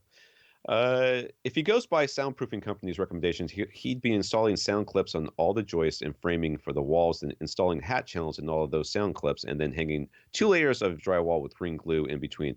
All that all seams. Oh, that's the wrong type of seams. Would be sealed. Yeah, I can see that. All seams would be sealed with acoustic caulk. Are any of those steps truly necessary for all of the walls? Well, like I said, how heavy do people sleep? If people don't sleep, if you really don't want anything to get out of this room, I mean, first of all, nothing to get out of the room is more expensive than any of us are willing to pay. It is, you need a room within a room, and it's you need air hats and a bunch of other stuff. Is doing room within a room, though. If you consider the original room to be the foundation of his basement and the upstairs, the joists and the subfloor upstairs, if that's your first room, he is basically constructing a room within a room, all new framing. So as long as you are putting framing in front of the exterior walls, you're not like just using strapping to the exterior walls. If you're actually constructing framing on the exterior walls, those walls do not need sound clips and hat channels to attach the drywall. The framing itself, which you have built on top of your new subfloor with the dimple plastic under it, so that's already decoupled, and then you're building the framing there, which is not physically attached to the foundation wall, you don't need to further decouple. You've already decoupled your exterior walls. Your interior walls... But then you would need to decouple... Yeah, you would need to decouple the ceiling from those joists, and then you build those walls to that ceiling. That's right. And then you're... That's right, yeah. And then you basically, like Rob said, you basically have a room within a room. Right. As much as possible. Yeah, and even and then those your big escape of air of sound will be through your door and through any outlets that you have that aren't sealed. Even your interior walls, because he's constructing these new party walls, and they are not load-bearing walls, and they're being built on top of his new basement subfloor. There, it isn't really necessary to decouple the drywall from that new framing, because yet again, it's already decoupled from anything that is load-bearing. So what I wouldn't do is leave the backside that is open to the rest of the unfinished basement. I wouldn't leave that backside open. I would fill the bays of your new party walls that you're framing, fill that with insulation, and put at least 1 layer of drywall on the other side, the outside of the theater. Don't just leave that wide open and unfinished. But it isn't, in fact, the only place where he really needs to use either sound clips and hat channels or just regular resilient channel is his ceiling. His ceiling joist, Right. that is framing of the actual structure of your building. That is load bearing stuff. There you need to decouple the drywall from that. But it doesn't even have to be sound clips and half channels. Regular resilient channel. The reason soundproofing company doesn't like resilient channel is because they're mostly talking to contractors, and contractors almost never install resilient channel correctly because it takes some like care and effort, whereas the hat channels are pretty hard to mess up. But if he's doing this himself, resilient channels can work very much just as well. So decouple that, but the rest you've already decoupled just with your framing. So we've simplified his construction greatly. Now, with that simplification, you must focus on how is air getting in and out of this room, because that is your biggest flanking path by far. As Tom mentioned, all of your outlets, if you're going to have any type of light, like try to avoid recessed lighting if you can, have things surface mounted where you can. He already said he's not going to do in-wall and in-ceiling speakers specifically so that he doesn't have big holes. So all of those things, everywhere that air could theoretically leak out whatsoever, that all has to be sealed. And the big one is, how do you get air in and out of this room? Look at soundproofing company's dead vent system. We know he has a whole unfinished basement outside of this theater. You must be able to set up an air exchange somehow, I would think, so that you don't actually have forced air with a whole duct system going into this theater room. You cool an area outside the theater or heat an area outside the theater and then use an air exchange through a dead vent. That prevents the sound from getting to the rest of your house. That might be where you end up spending most of your money and time and effort. All right, Noah. Noah came across an article in Sound and Vision that says the Harman subwoofer advice that we so often recommend, specifically using 4 subwoofers with one in each corner or at the midpoints of all 4 walls in a rectangular room, doesn't actually work very well in the real world. Gee, I wonder why they're saying that. They say the reason is because the 4 subwoofer model is based on the principle of varying the arrival times of the sound waves at the listening position so you don't get standing waves. But this results in short transient sounds like a gunshot or kick drum sounding odd as you receive multiple wave fronts coming in from slightly different times. Oh, yeah, because you're hearing the direct sound from the subwoofers and not the reflected sound of the room. Yes, this basic premise of why it wouldn't work is already faulty. Yeah. It's already wrong.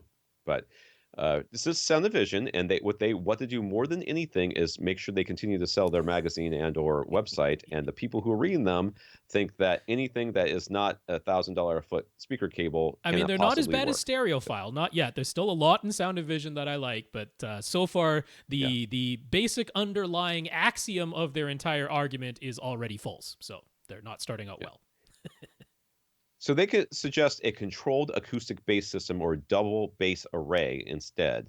The idea of which is to measure the bass coming from the 4 subwoofers at the front of the room, but take that measurement at the back wall. They then install asymmetrical subwoofers on the back wall. And matching what's at the front. Whatever you got at the front of your room, you exactly match it at the back of the room. Yep.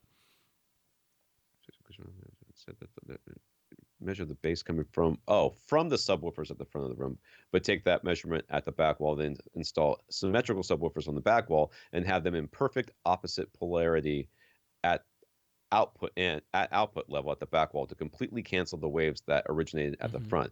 They say to do this instead of the more random sound wave cancellations that take place by just having 4 subwoofers all playing in mono. What do we think? We think they're wrong because they are.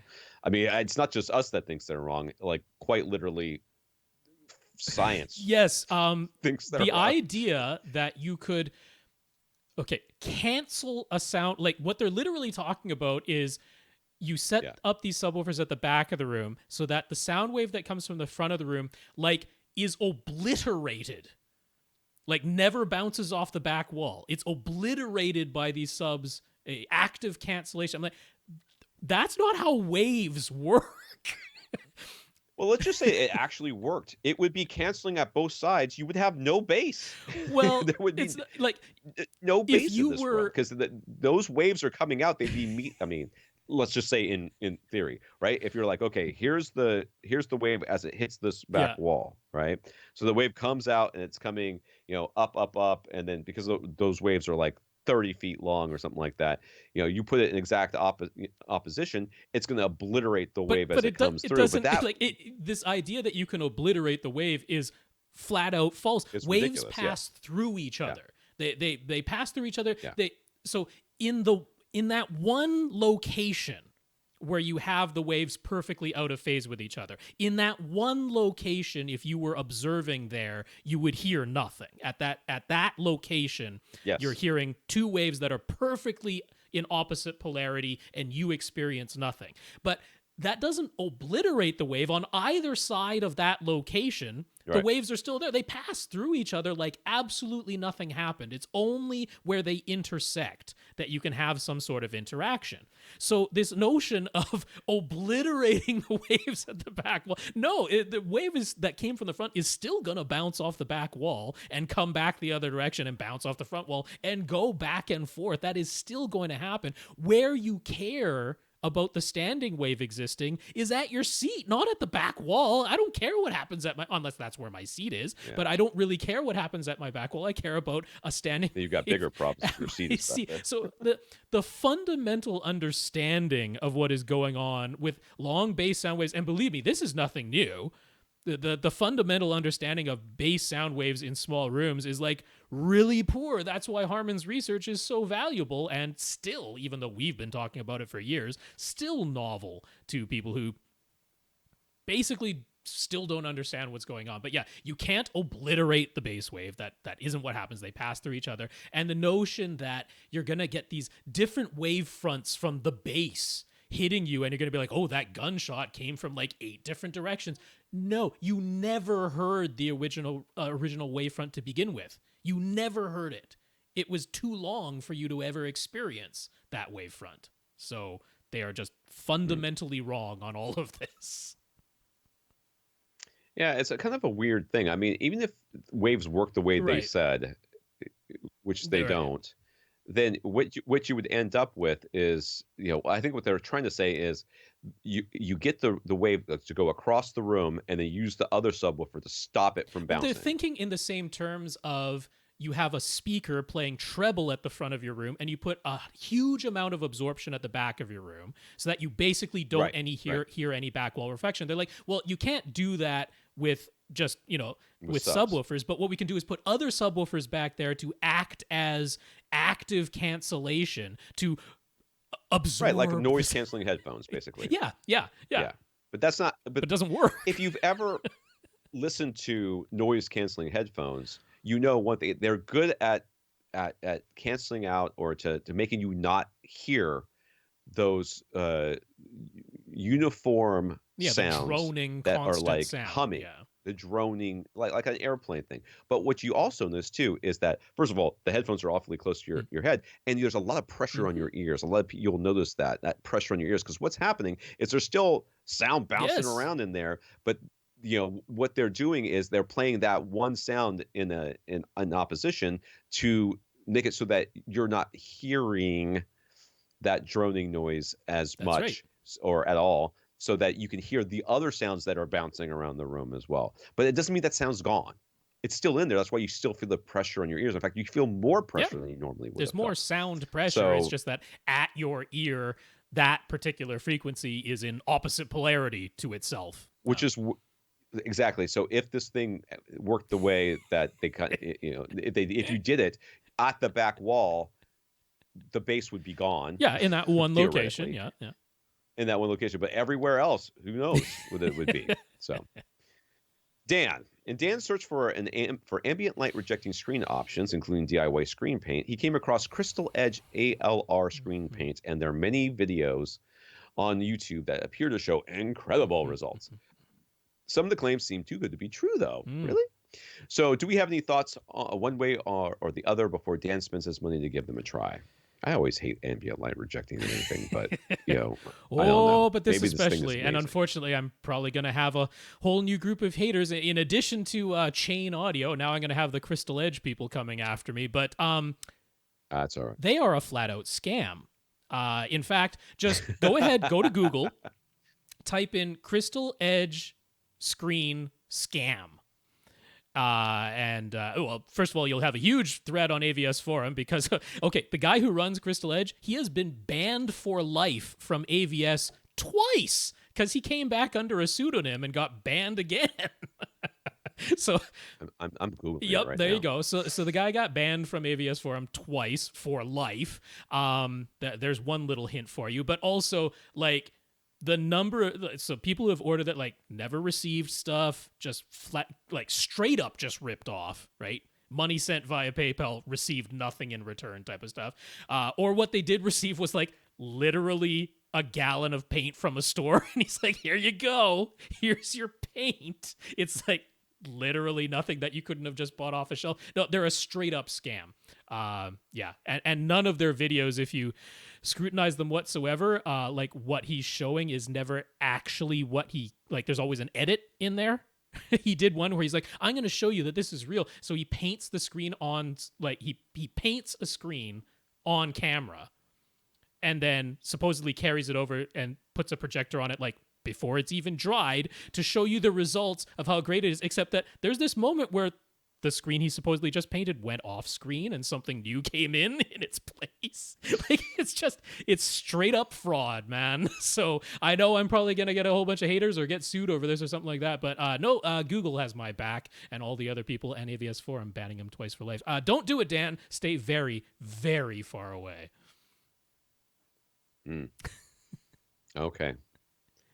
It is. Oh yeah, we've gone time, man, and we put a good dent in there. So we have left on list Daryl, A, Michael, R, Jeff, Monty, N, Infinite Gary, of course, Ryan, and Ted. I want to thank our listeners of the week, Jacob, for going to avrant.com, clicking on the Buy Us a Cup of Coffee link and giving us a PayPal donation. Thank you, Jacob. And thank you to our 106 patrons over at Patreon. Yes, Jacob, thank you very much for the donation. Patreon.com/AVRant Podcast. If anyone would like to sign up for an automatic monthly donation, thanks so much to our 106 patrons over there. And thank you to SVS for being our listener of the week by mentioning us in their recent newsletter, and Infinite Gary, Nathan, Andy, Carl, and all the others who pointed it out to us. Also want to thank Infinite Gary for talking us up to Soul, and Lee Overstreet for talking us up to Accessories for Less. Yeah, thank you guys. Lee, Gary, Nathan, Andy, Carl, thank you all very much for the support. Thanks, SVS, for that prominent shout out in their newsletter. That was nice to see. And for AV Rant, I'm Tom And Andry. I'm Rob H. Now go out and listen to something.